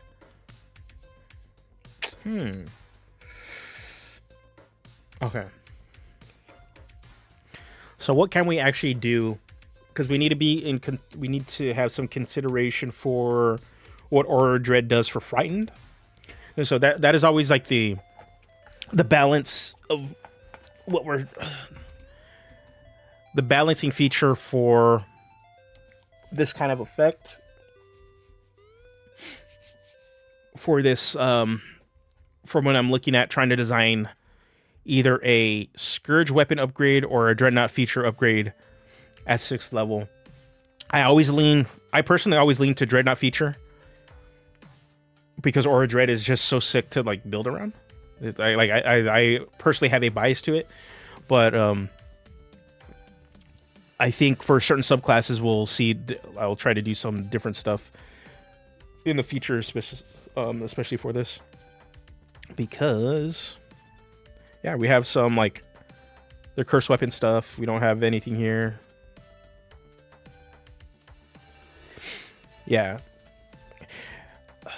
So I think one of the things, and it's the same thing I worried about when I was doing the Luchador, when it came to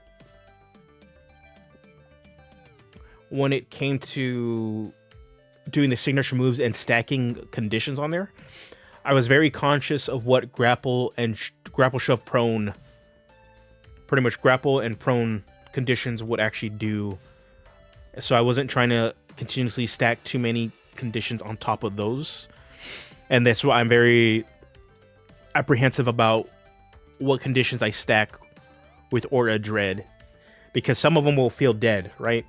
Say I have it so that in this Aura Dread, you unleash a set of black tentacles. It becomes difficult terrain, and then creatures are restrained if they fail a saving throw. Cool, but that takes away from the whole point of frightening, which is the whole thing is like you want to frighten creatures so that their movement is reduced to 0 anyway. So what's the point? Like for me, it's like, okay, but what's the point of frightening and doing your main combat loop if you're gonna have a subclass feature that just says I don't care if they're frightened or not, I'm just gonna override it. So it's either stacking. My concern is either stacking too many conditions or providing conditions that just immediately remove your actual combat loop.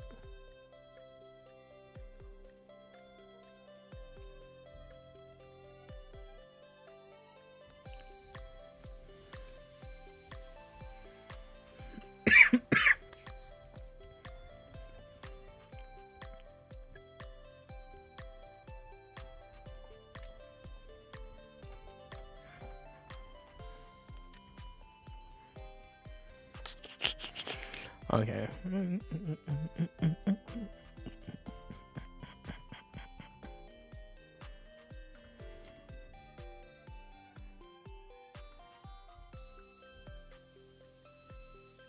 Okay.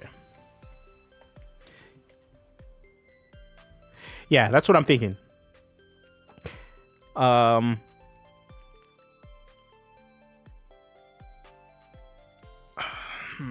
Either some way to cause fear, because then that gives you the effect. But from way, yeah, that's why it's like either allowing this to cause a fear instead of restrain.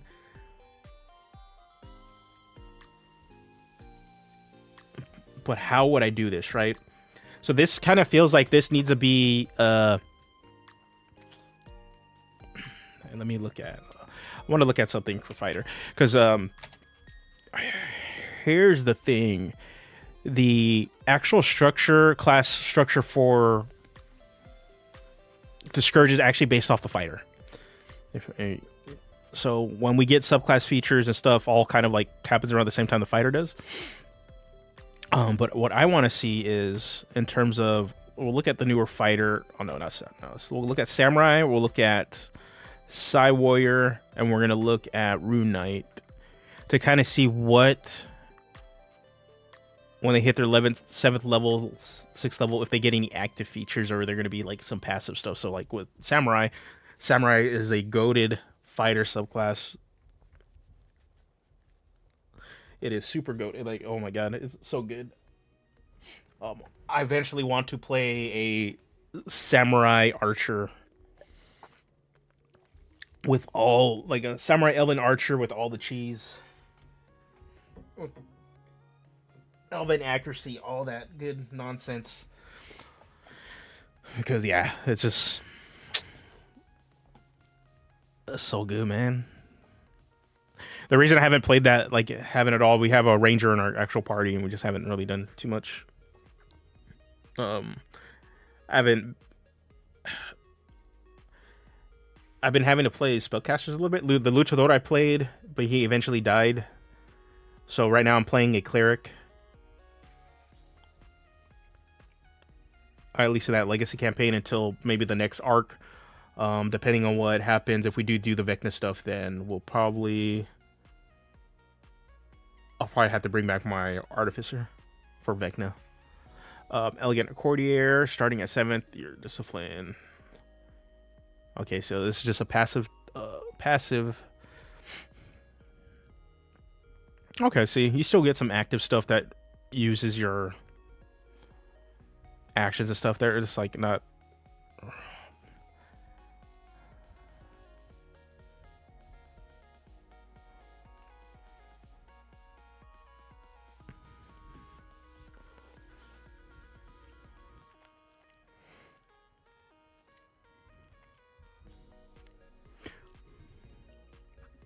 I'm wondering. Okay, so a couple of things we can do this. So this is an active thing. We can have it be active, maybe as an action. Is it gonna be how many times they can do this runic shield crap? Proficiency bonus. Okay.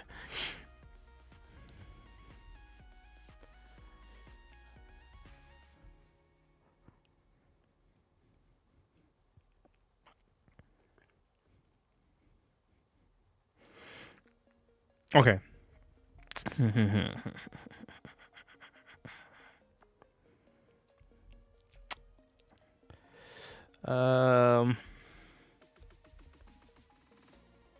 my.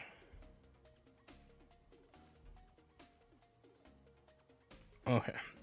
I'm thinking. I think. Okay, let's.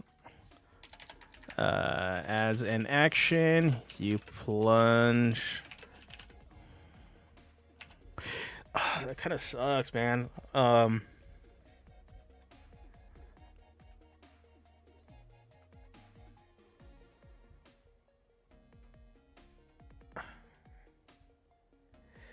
Okay, so here's the thing. I'm like, it's not bad. It's only a single option. It's because Wave of Terror is it's very similar to Wave of Terror. When the idea is that it's gonna be better than Wave of Terror because like my idea is like, okay, you're plunging your symbiotic weapon or hand into the ground to unleash a set of black tentacles in an area equal to your aura of dread. Creatures caught in that, or hostile creatures caught in that area must make a saving throw. On a failed saving throw, they're frightened and take full damage. On a successful saving throw, they take half damage but aren't frightened, right?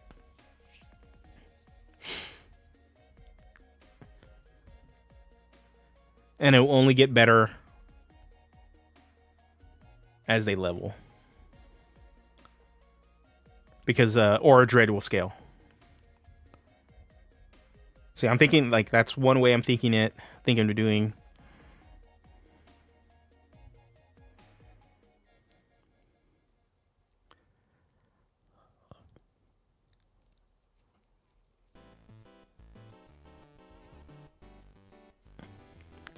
I also have this.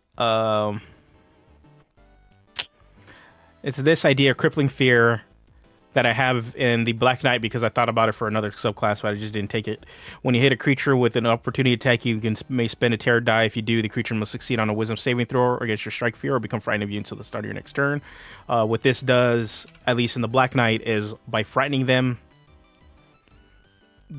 because of Aura Dread, they stay stuck near you.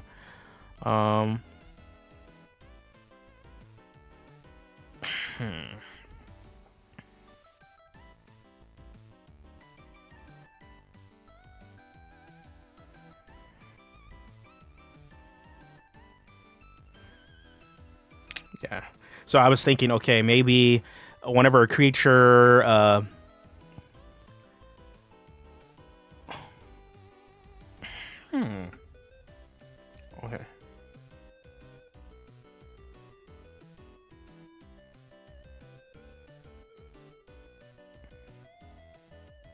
Okay. Okay, couple things we could do. Okay, a couple things we can do. Okay. Okay, Raspberry Plunger. No, it's okay. I'm thinking through some stuff. Okay, so we have bonus action. You plunger your weapon to the ground and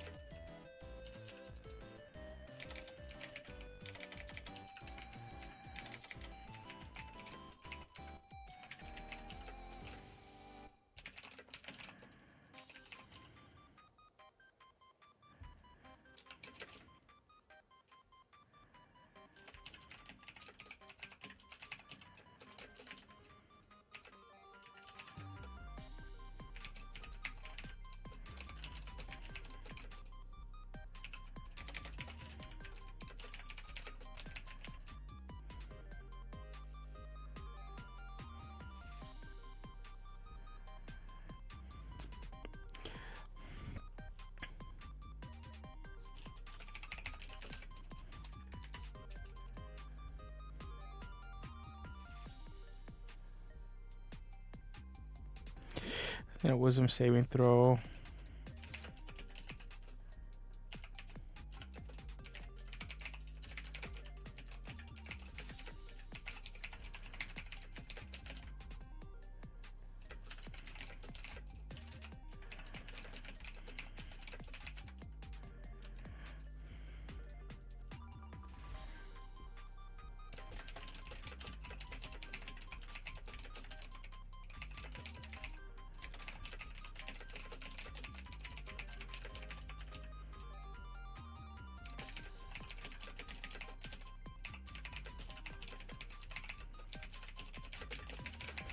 Something like this.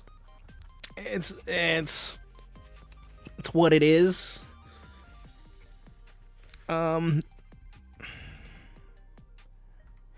Um,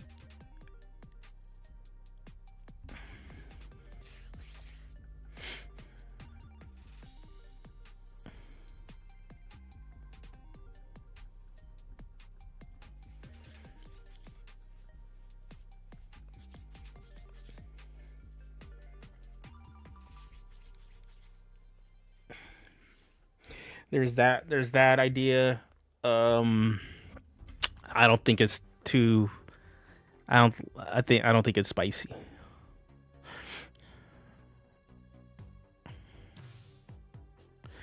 Black. Okay, let's go.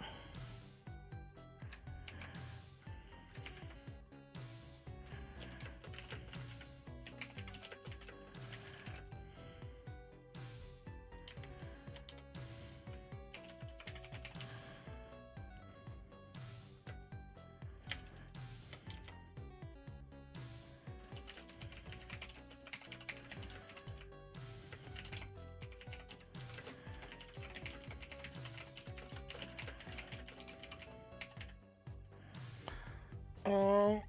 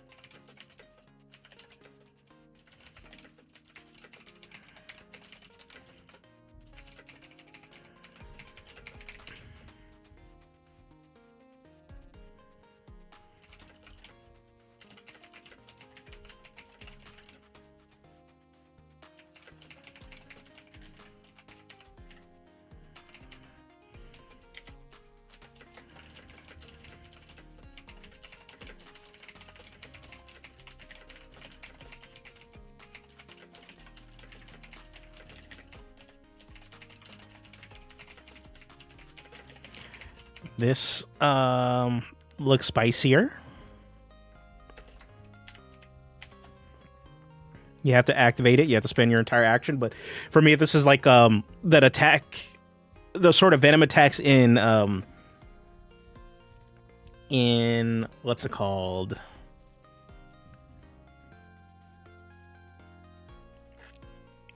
Those venom attacks in Spider-Man 2. Actually, it's the symbiote attack that Spider-Man gets where he just unleashes a bunch of tendrils everywhere around him. When he's mainly, you use it when you're cornered. This is what kind of reminds me of.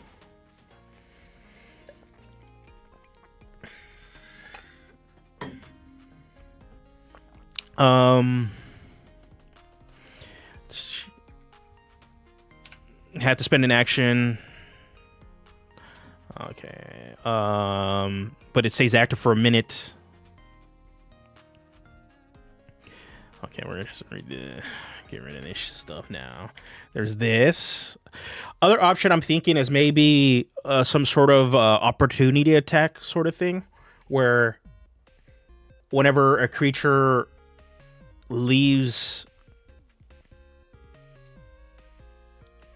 your area effect for your, or pretty much tries to step out of your aura dread, they are you get to make You can use your reaction to pretty much keep them there. You frighten them before they leave.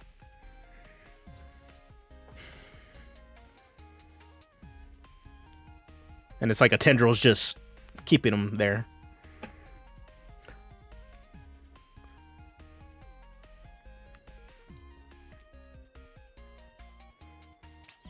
But I think that's too close to like crippling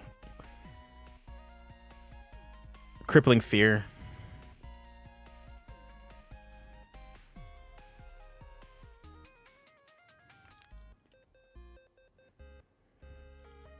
All right, yeah. All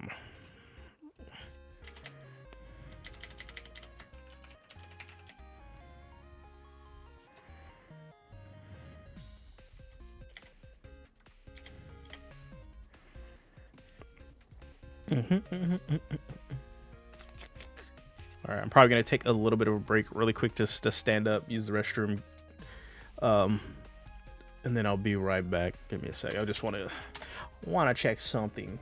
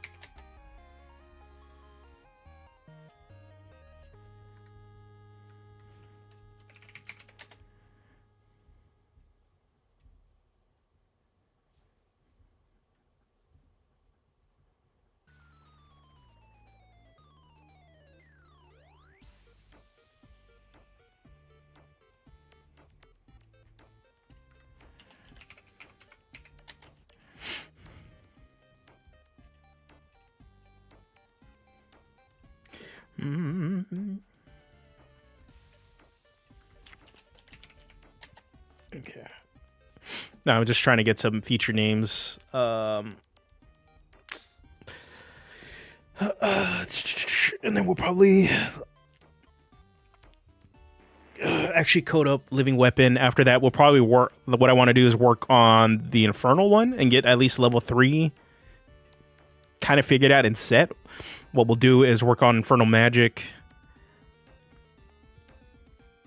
And then we'll work on giving all the sub 9 hell domains, whatever their spells also. And then one of the things we probably need to do for this subclass is maybe, outside of just giving it access to spells, maybe giving it one sort of bonus feature that just says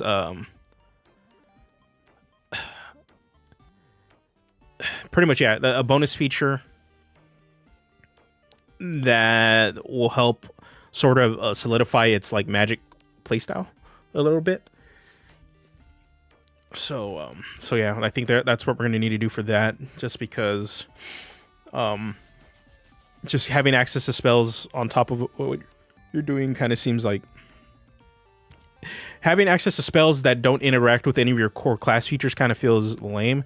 So what we're probably going to do is like add something that either helps it frighten or takes advantage of like frightening of, yeah, takes advantage of creatures that are frightened, so that when you do cast, they actually benefit you from actually casting.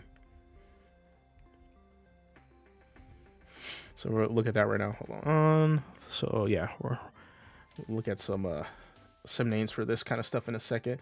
All right, I'm gonna go take a little break right now. I'm gonna use the restroom, and then I will be back.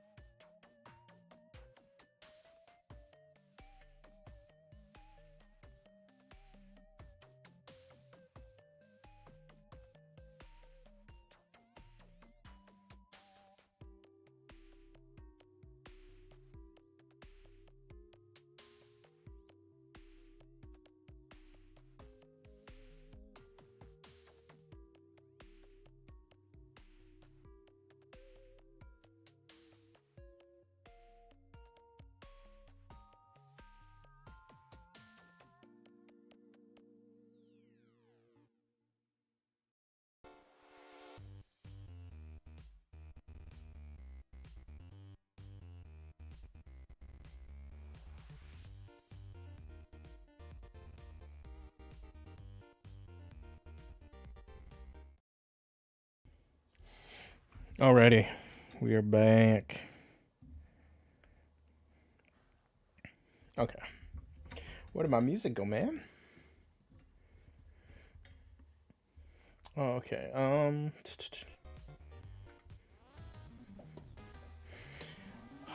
How to use the standing desk? I've been sitting down a little too long. Okay, so let's start. We'll get our feature name for this. Okay. As an action. All right, let's code our living weapon ability. I think we're gonna draw some inspo from. Oh wait, oh this is.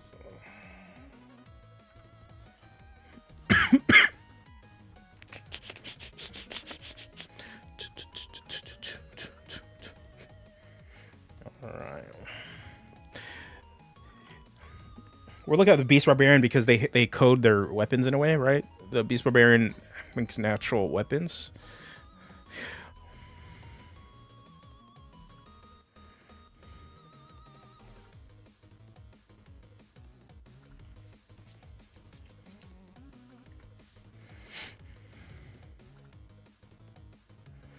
Okay.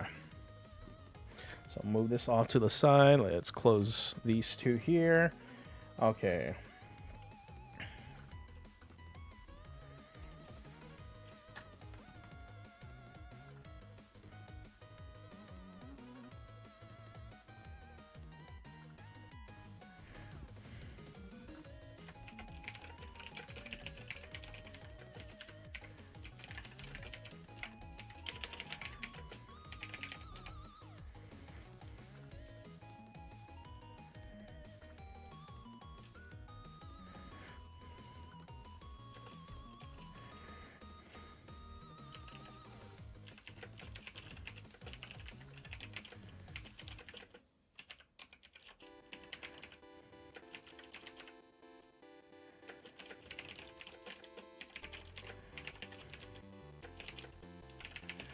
Living Weapon of Terror.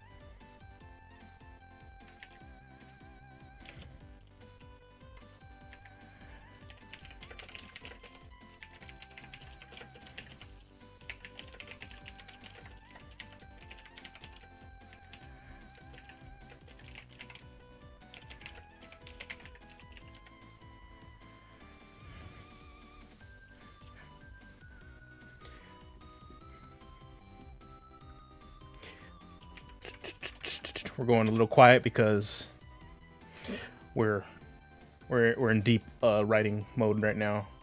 So hold on, let me.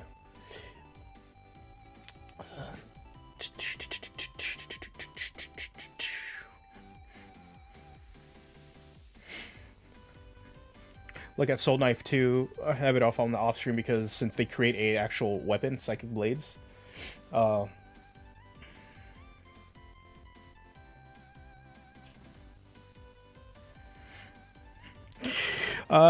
When you choose a subclass at 3rd level, you infuse yourself with a symbiotic entity to become a living weapon of terror. The symbiotic entity allows you to manifest a natural weapon. It counts as a Scourge weapon.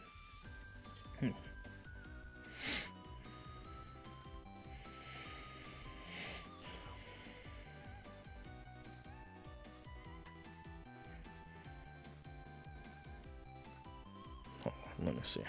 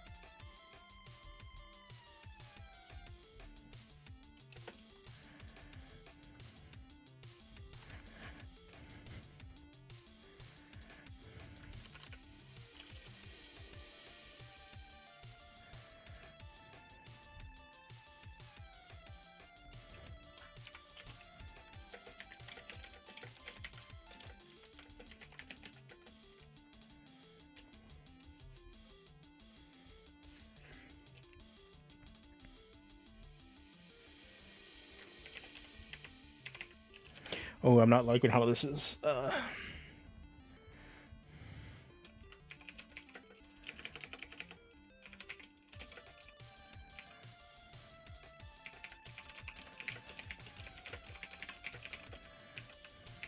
Choice. If you throw the weapon,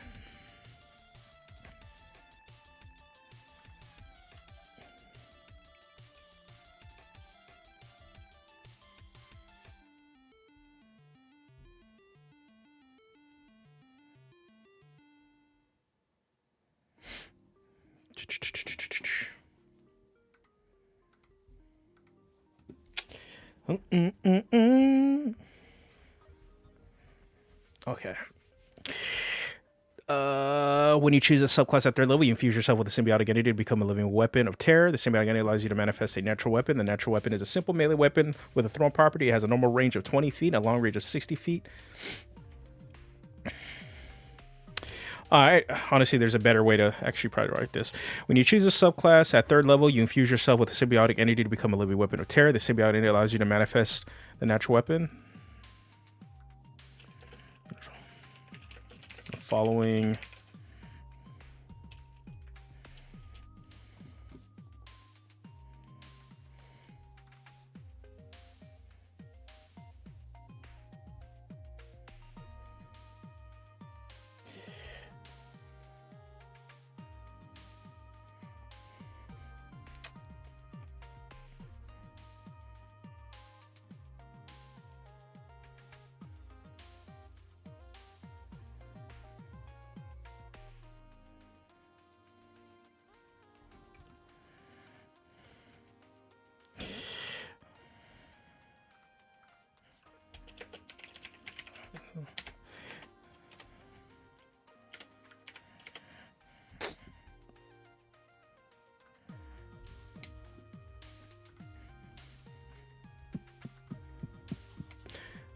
move this off. I just need to see how.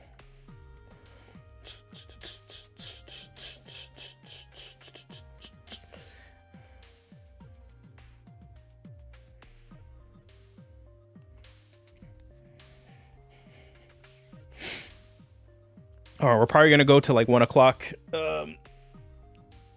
for this. So if not, if I don't get to work on much of the Infernal one, I will probably stream maybe hopefully next week, and if not soon or sooner. Next week is, hold on, what's next week? Next week, I think I'm off on Friday, right? Yeah, I'm off Friday, so I might stream Friday. We'll see. We're gonna gauge it. We will gauge it just to see, what I will do. I don't believe I have anything planned, but that can always change. So there's a good chance I will stream on Friday, which will either be completely just working on this Infernal subclass, or a bit of an update of like what exactly I've been working on for this, because guaranteed throughout this whole week, depending on my actual workload at work, I will probably be working on this stuff, as well as wrapping up or doing a couple more designs and get those all set up. Pretty much the next month's video, I for sure, I am going to release the Dragon Turtleborn video. That'll come out. I'll finish doing that. That'll be for April.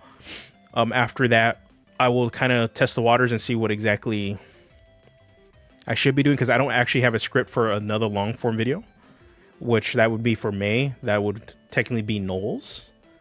In terms of actual designs done for, race options, I have Knowles done. I have, Dragon Turtleborn, Knowles, Fairy Dragonborn, and I believe I have my own race that I created called the Jackanape, which is kind of like a humanoid monkey race that kind of designed based off of seeing some cool Twitter art of halflings with tails. So that I pretty much have to get art for all of that stuff. Pretty much it's going to be this slow climb to 1K. If I could release these more frequently, I would, to be honest. It's just one of those things. I don't have enough time, and designing is designing. And if I had an editor, I would just have the editor do all this stuff for me, so I can focus on the fun stuff. But the goal is hit 10K. If I hit 10K, I'm gonna release a actual play proof of concept video with me and my buddies. That's the goal. There's this proof of concept idea I have for an actual play, which I've been really wanting to do. That is not like anything I've seen on YouTube. So yeah.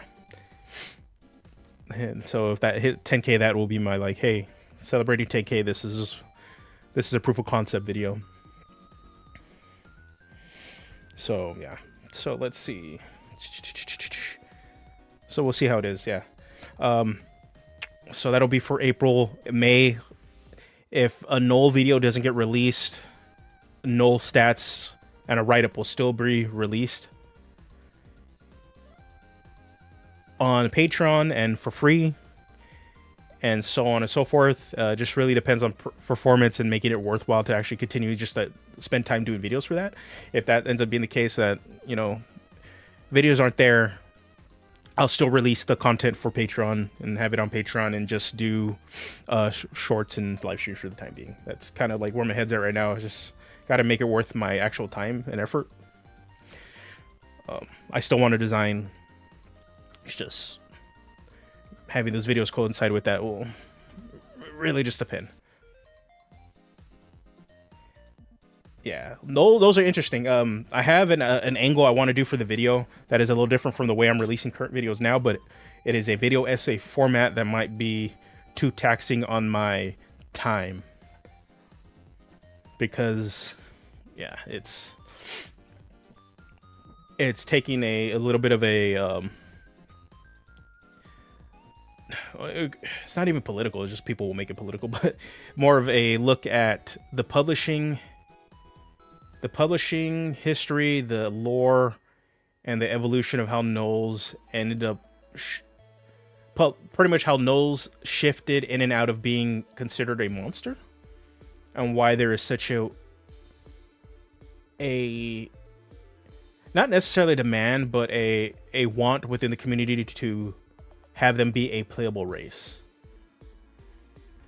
And Knowles I think are in a perfect like little spot to really look at this, just because their history is very, very interesting, and how they kind of go shift in and out of being like this fiend monstrous creature to being a playable, very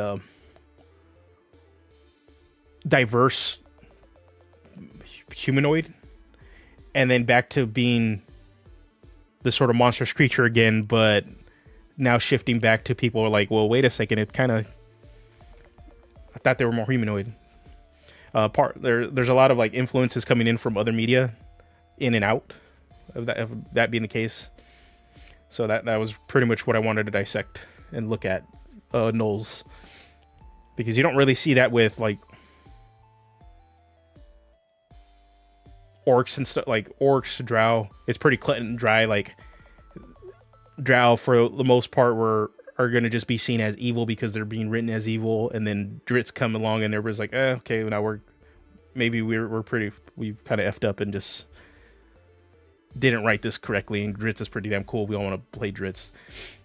Orcs are the same thing. It's like, hey, orcs are just supposed to be this dumb monster, but they're actually a culture. They have a culture and our peoples, and Warcraft comes along and everybody's like, I want to do that, you know, and we kind of screwed up. We need to make them diverse.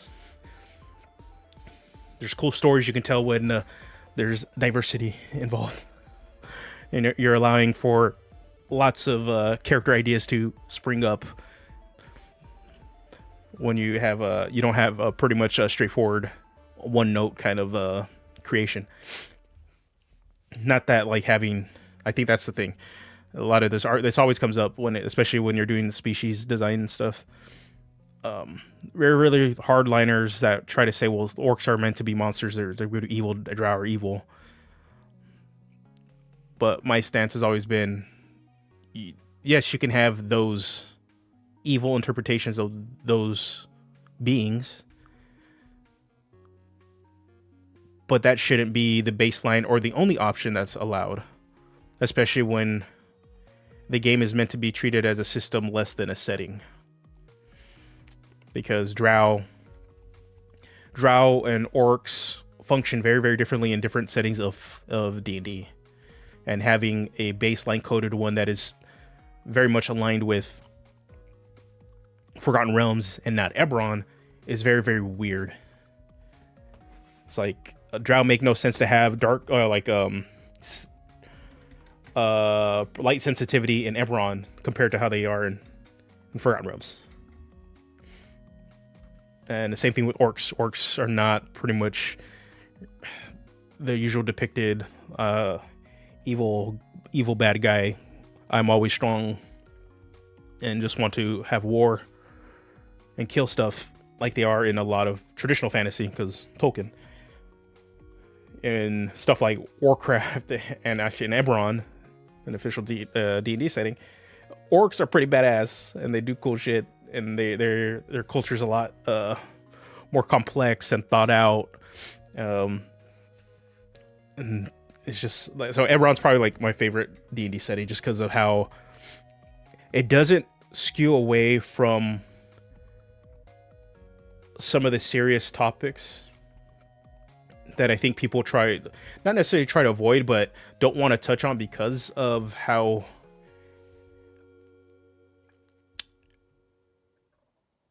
of the work that is intended and needed to actually do them justice. I think that's more for an actual play to really consider, and then you can't really police people's home games. You do whatever you want.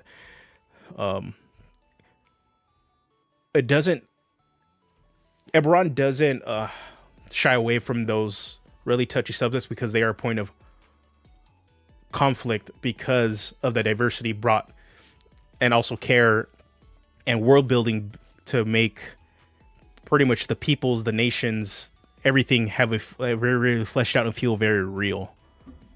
And that's the one thing. Like, orcs are very, very diverse. Humans are equally diverse. Dwarves, everything. Like, it's not just like the race itself, it's the nations that they are part of, the factions they're aligned with, what role in the society, if they're dragon marked or not dragon marked. There's a lot of little intricacies that make Eberron feel alive and feel like a real living world, compared to something like Forgotten Realms, where it's very traditional fantasy leaning, or dwarves are this, humans are this, gnomes are this. And I guess if you want to play that kind of fantasy, cool. But as a system, when I'm looking at trying to design options for it, I try to code my options, especially when it comes to species and building new race traits and species options, treat them as a species so that you can plug them into your game so they really allow for that diversity, versus I'm making this specific thing because this is how they are written in this one setting. Yeah. I love more Eberron books, but WotC doesn't want to get the setting creator in on the creating books. Honestly, WotC doesn't know what to do, and they don't have the resources to actually do more Eberron books.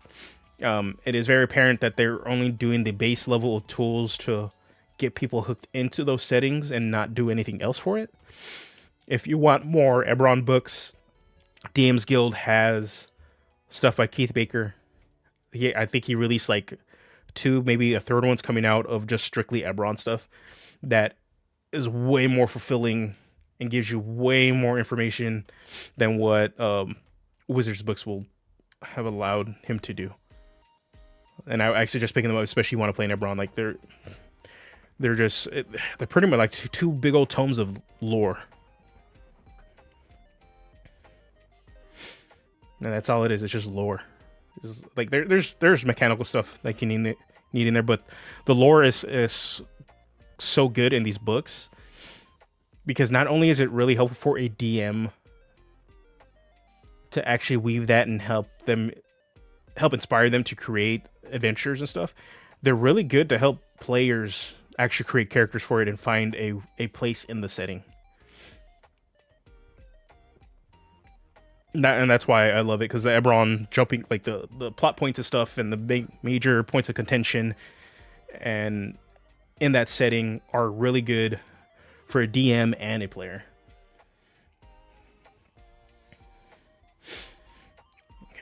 When you choose this subclass at their level, you feature yourself with the symbiotic entity to become a living weapon of terror. The symbiotic entity allows you to manifest a natural weapon. The natural weapon has the following benefits. It is a simple melee weapon with a throw property. It has a normal range of 20 feet.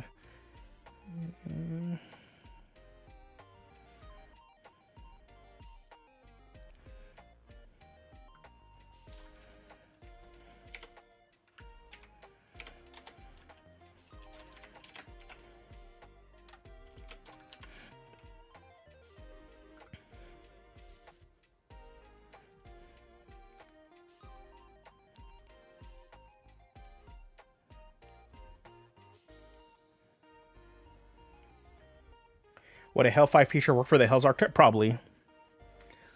To be honest, it probably would. It deals bludgeoning, piercing, exciting damage.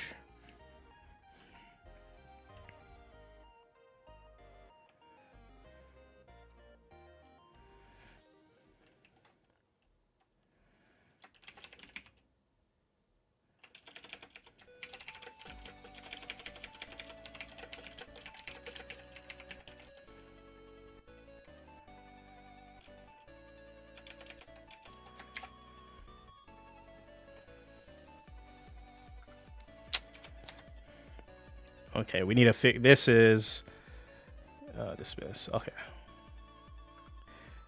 Okay. This is a little coded weird. This is something we have to consider. Let me highlight it. Actually, let me not highlight it. Let's get rid of the highlight. I'm gonna make a note for myself. Something I need to figure out how to sit down and make it code correctly.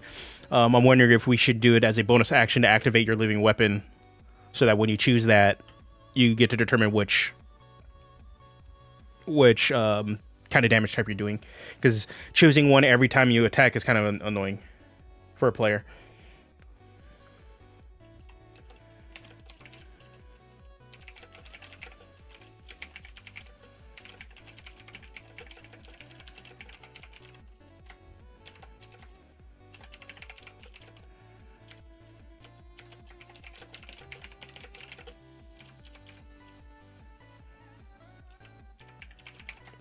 Maybe when you roll for initiative, that can be. And that's when you choose and the living weapon activates.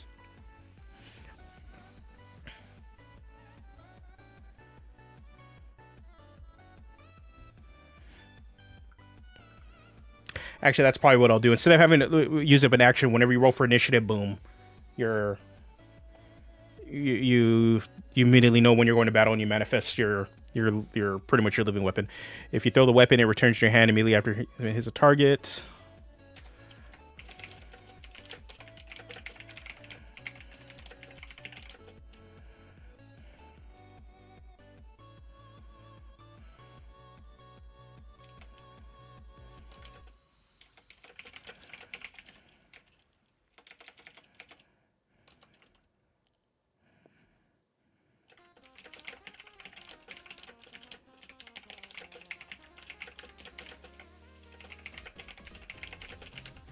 To you.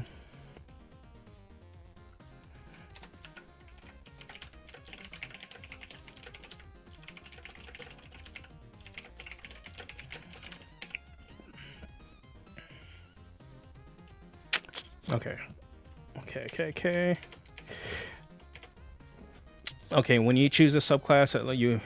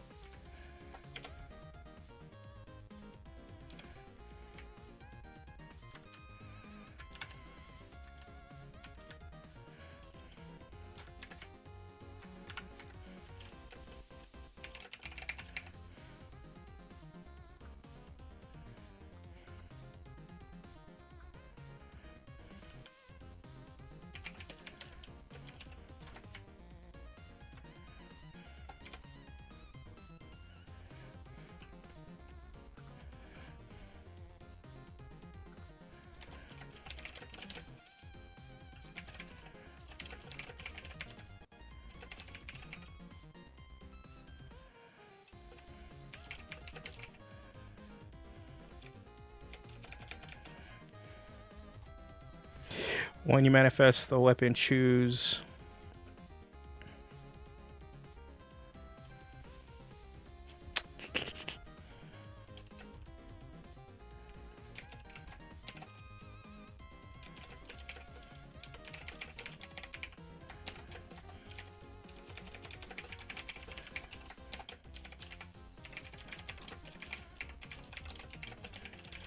Dang, man, I can't type. Bludgeoning, piercing, slashing.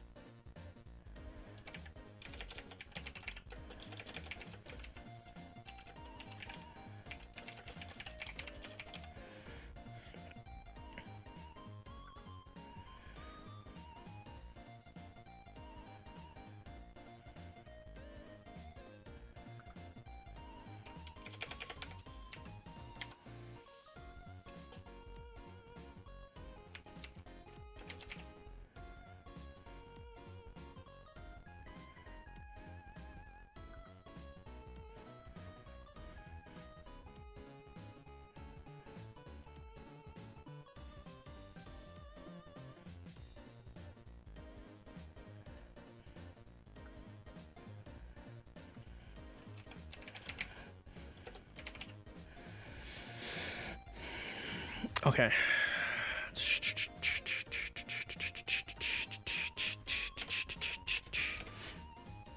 Okay. So, since this weapon is considered a Scourge weapon, even though it's only doing a D6 at the time, when you hit 3rd level, since the Scourge is Great Weapon Warrior, when you roll for the damage of this, it can't roll lower than your proficiency bonus at the time. So if you roll a 1, it'll always be a 2, and at later levels, it's always going to get higher. And then since at 14th level, we're going to be rolling a D8, it pretty much can't roll less than a 5. So that it's just one of those things with Scourge weapons. This thanks to JP for suggesting this one, because I was attempting to find a weapon mechanic to make it feel worthwhile of using 2 weapons, a 2-weapon big ass weapon, big old swords that wasn't just Great Weapon Master, because Great Weapon Master kind of sucks. Like it's just like, okay, you reroll on a 1 or 2, right? Like it doesn't feel good. And I wanted something that really scales as you level, because the more powerful you get, the stronger you are with your attacks. He suggested this, and it was just, it was like the light bulb went off. So yeah, shout out to JP for that one, because yeah, it makes using a 2-handed weapon feel good.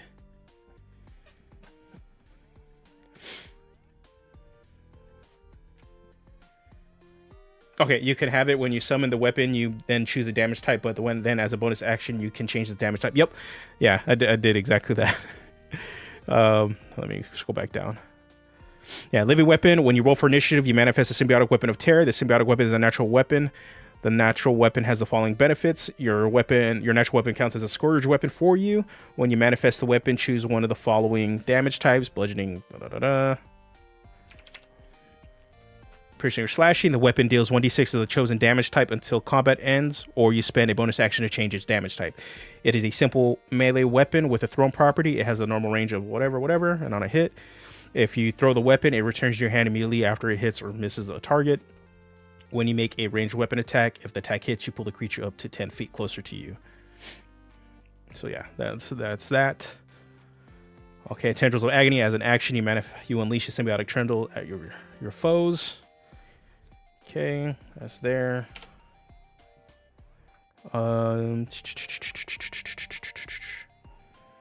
Okay, one thing I need to see.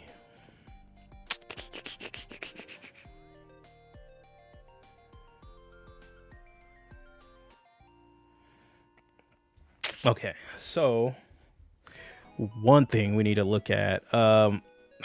This kind of sucks for Tendrils of Agony. This might not be the thing we do.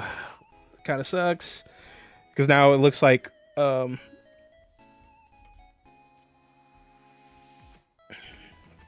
we need to have it so that it overcomes.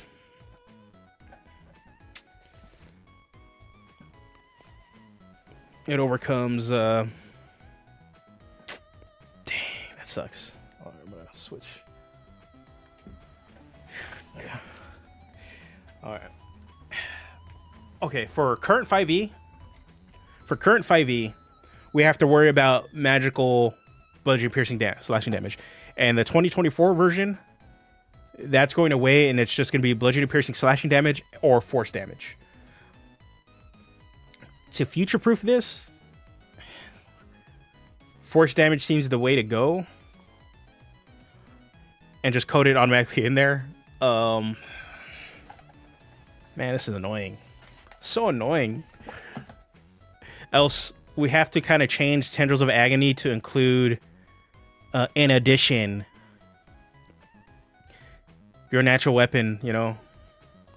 You'd have to do this. In addition,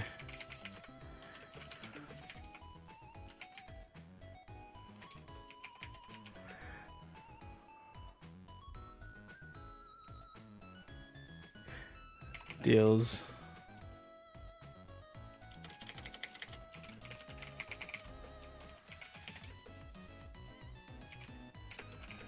wait, let me, do I have a,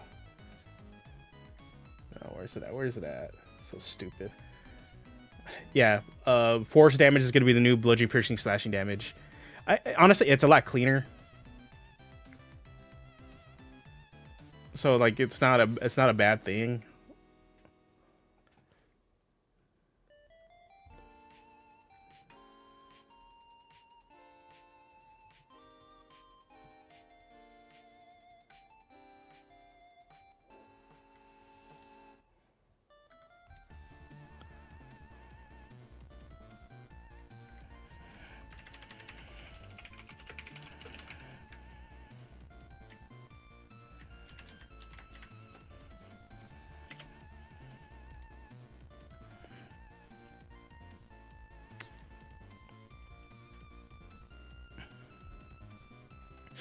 Like, that's what it, Tendrils of Agony kind of sucks, but whatever. Like, you kind of have to include that just so you do stuff. It's kind of lame, but that's kind of like the thing we have to do, because we have to put it early enough so that it actually works, as else I would just put living weapon improvement and put it up here at 10th level, but that's way too late for this.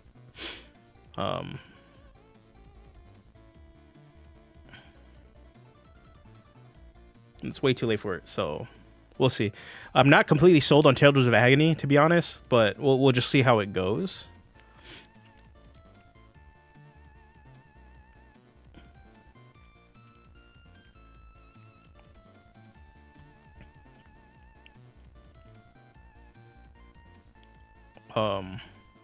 There could be a way of just coding this that it just does.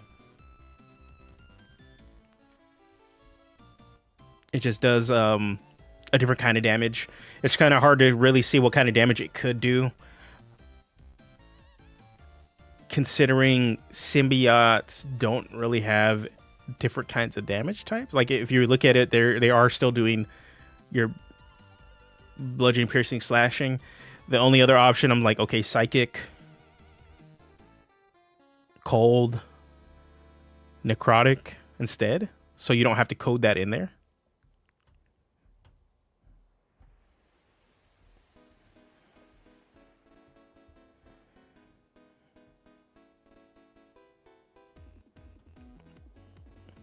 That's a good question. I honestly have no idea.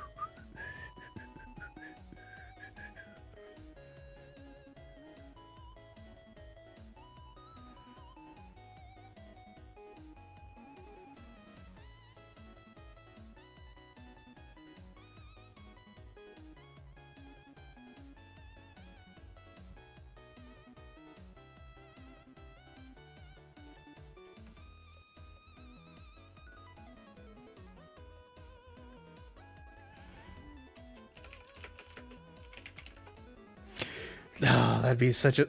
Oh, man.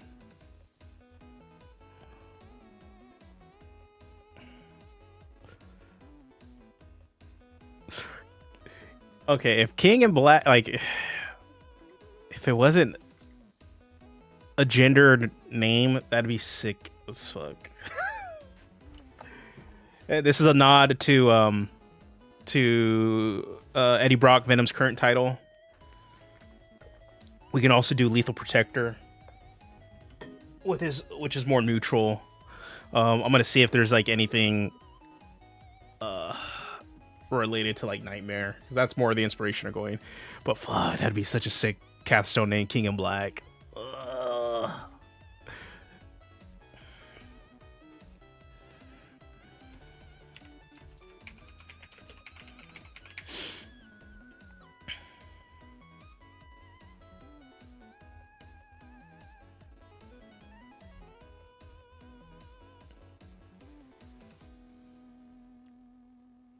Oh, hold on. Okay, I know how to do this.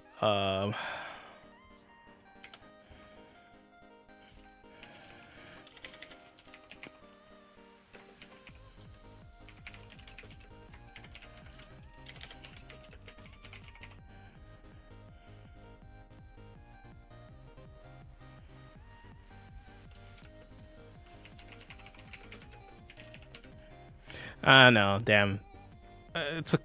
That's too much, but...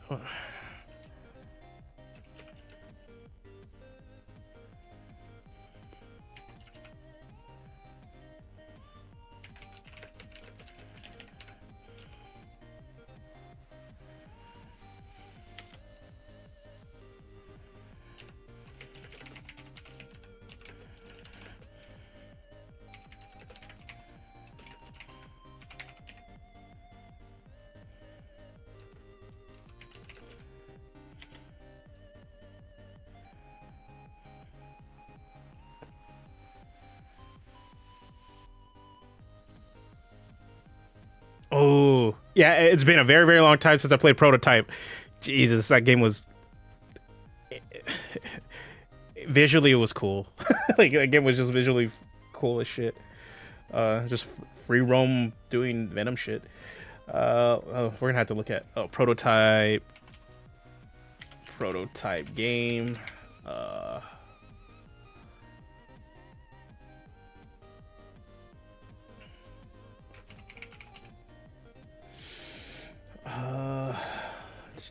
Prototype, Biohazard. Oh, I forgot there was a second one. Holy shit.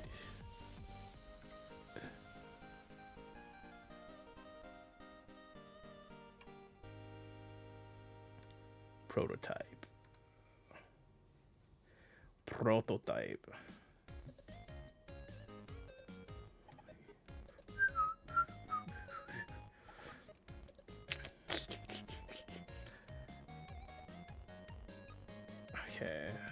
Okay, there's an entire wiki. Talent missions. Enemies powers. There we go. This is what we want. Armor, consume, devastators, blades, claws. Okay, cool.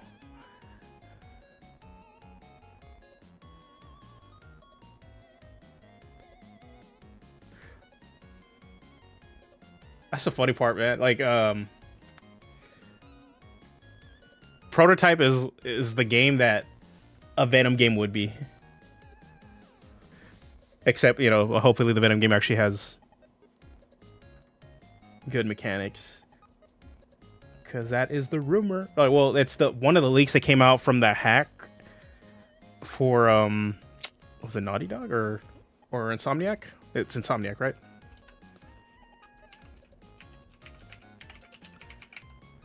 Yeah, Insomniac Spider-Man, when they hacked Insomniac, unfortunately, a whole list of games that they're working on planning came out, and they're doing a shit ton of Marvel games, and I have full faith in doing like what they're gonna do with it. I'm actually very interested in what they're gonna do with Wolverine. But after playing Spider-Man 2, where it was a solid game, but it just wasn't game of the year compared to the games that it was competing against. They didn't take really too many chances. They stuck with the formula that worked. And that's not necessarily a bad thing. Spider-Man 2 is still really much a good game. How they handled Venom, I don't even care for the Venom character, but it's really, really solid. But Prototype, they just steal some ideas from there, implement that for their Venom game, because out of the leaks, the Venom game is in development. Pretty much, it's like Spider-Man 1, 2, Venom, and then Spider-Man 3, and that should finish the trilogy. Then you're going to get Wolverine, which will lead into a X-Men game, which would be sick.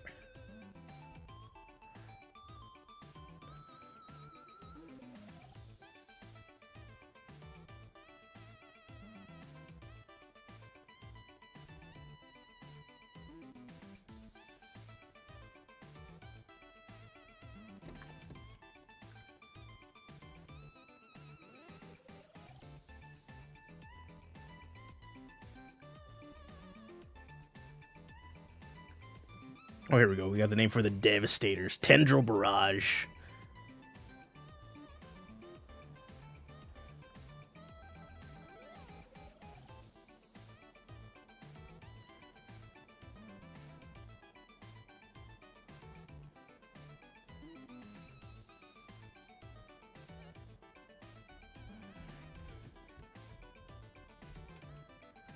Critical Pain.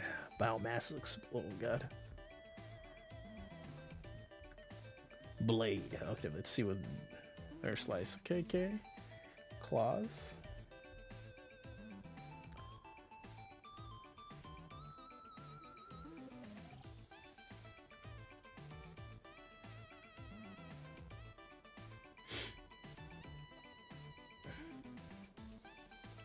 Straight consume. All right. Oh, okay. Okay. I'm trying to think. I think Necrotic, instead of having... Okay, hold on. I was doing Lethal Protector while Tendrils of Agony is active. Whenever an ally is attacked by an ally, as a reaction, you can use your Tendril. You can have a Tendril...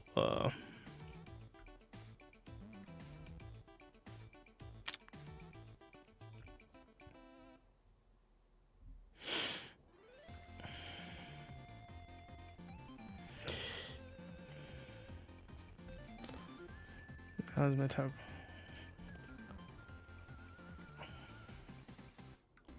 The fuck?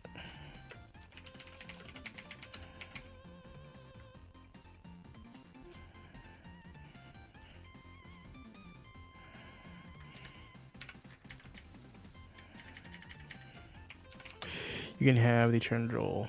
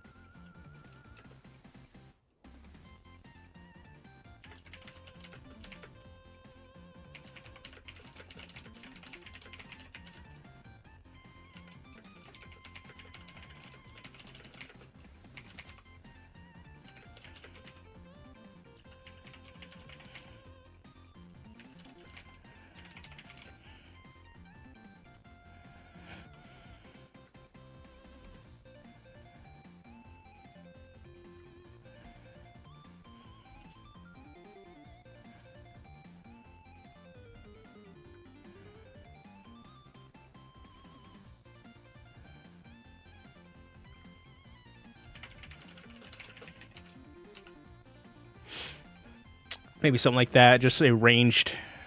While Turns of Agony is active, when an ally in your Aura of Dread is attacked by an enemy, as a reaction, you can make an attack against the enemy with your natural weapon. If the attack hits, the enemy has disadvantage on attack against your ally. Something very simple.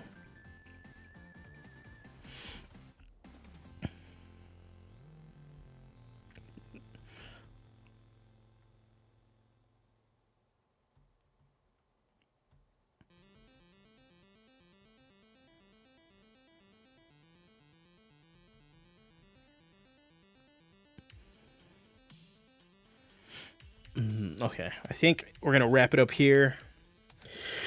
Yeah, so next week, if I'll try to stream on Friday, we'll try to do kind of like an early stream like we did today, just depending. Don't hold me to the Friday stream, simply because I don't know what the rest of my week is gonna look like.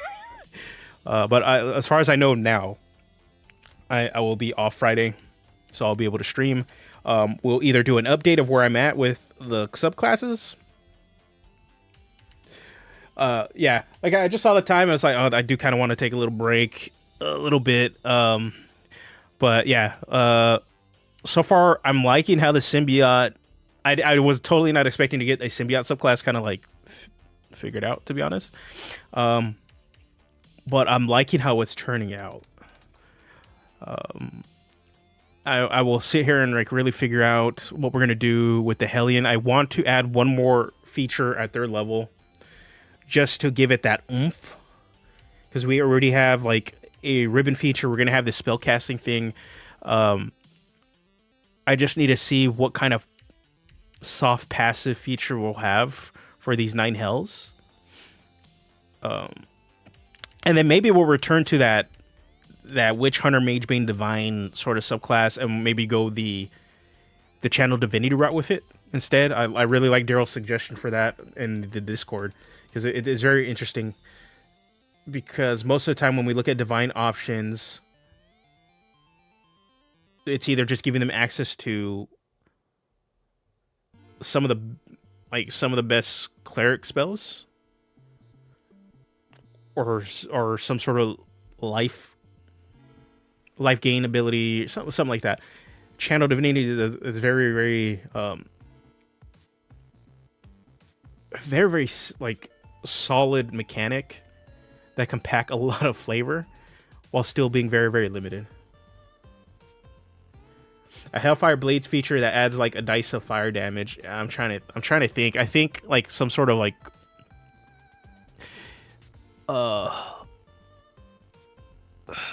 yeah, I'm really trying to figure out what we're gonna do. It's not so much just having a Hellfire weapon, a Hellfire Scourge weapon, I think is gonna be the play there. At least maybe that's something we can do at 6th level, to be honest. Or not 6th level, where we kind of need a Scourge weapon feature anyway. That's where I think I can fit that. What I'm looking at for this is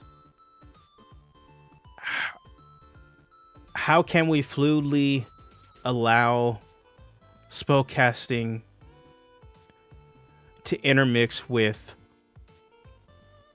the overall flow of pretty much the overall flow of the Scourge's combat loop. So mainly it's like, okay, if we want them to frighten and get in the mix of the fight, being able to frighten in some way, either through casting or something, is going to be the key for that, because we still need that. That is essentially the whole point of the Scourge, is to be able to get into the mix of fight, frighten, so you can lock down a creature, and different subclasses will allow you to do that in different ways, to allow you to fulfill that. So like if we kind of go through what we're going to be like each subclass, I want them to do it in a very, very different way. The Black Knight-esque, your vanilla option, is going to have terror tactics, where you can modify your attack to hit multiple people depending on their positioning. So that's why you have Dreadbore, you hit 2 people in a straight line. Fright Cleave, you hit 2 people right next to each other. Wave of Terror, you hit everybody around you.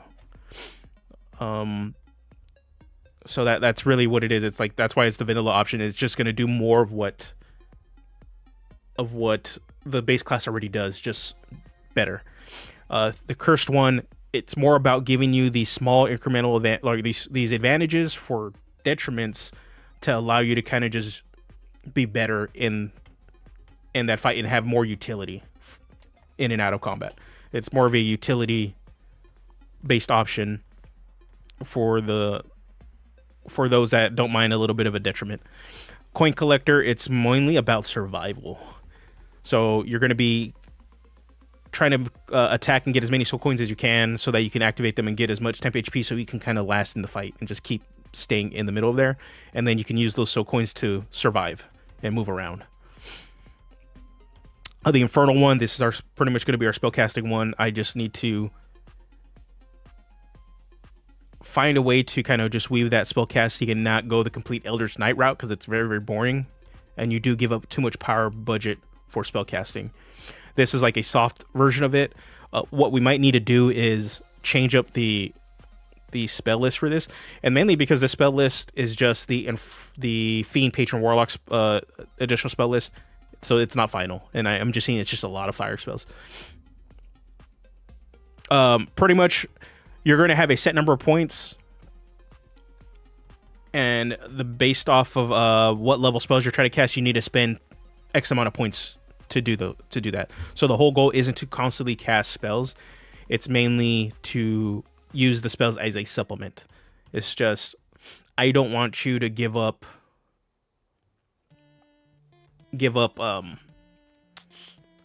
being able to fear somebody to cast a spell. So I think Bifi did suggest something in the chat, and in the Discord, so I'm gonna have to look it up again. But the effects of your spell attacks can work for, when you make a spell attack or deal damage with the spell, it works for Strike Fear. That might be the play there. So it's just that. It's just allow you to kind of cast fear in some fashion. Again, the Infernal one is going to be a more utility one because you have access to spells, right? So that's really going to be what the cause for that one is. It's just a utility in a different way. My only concern is if it ends up becoming better than the cursed option one, because I really like the coding and stuff for the curses for this option, and having the detriment, but then you have the benefit, and then you have like huge benefits. So yeah, so this one we're really gonna have to break down and really see what we do with it, because it might be the strongest one that I'm looking at. It might be really strong. And then now we have the symbiote, which is our hooker. Like it hooks. It brings the enemy in to keep them feared and stay around you. That's really what I wanted out of it. Like you're pulling somebody closer to you so that they get feared and they stay locked down. So you're just constantly just attempting to pull people around you. Tendrils of Agony might need to change though, just to help better support the living weapon feature. So we will see. Because part of the problem right now I'm looking at living weapon is that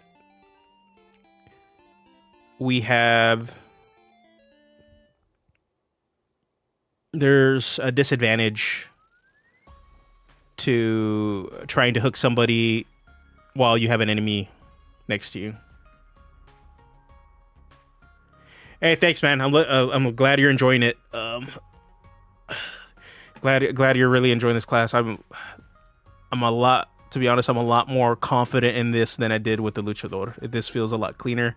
Also, I think it's just because it is I've already gone through the pain of class development and getting a crash course in the first time around. The second time around, it feels a lot.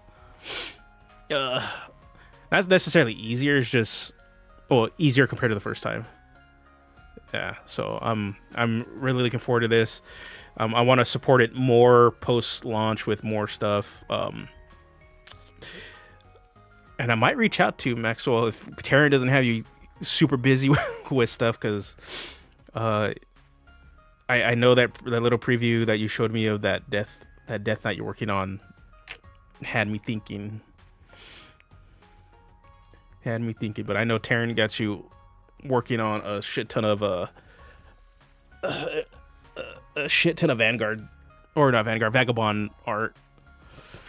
So we'll see. I know this one's still gonna be a ways away. I want to clean a lot of this up, and I still have to do layout.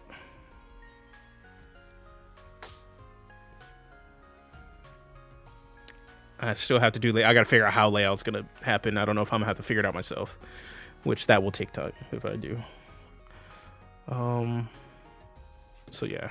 Oh man. All right. So yeah, if I can finish this by, I'm giving, like, if I can finish this by summer, then we're good. It's really gonna come out to layout. I think at the end of it all, layout and art, it's always gonna be the case.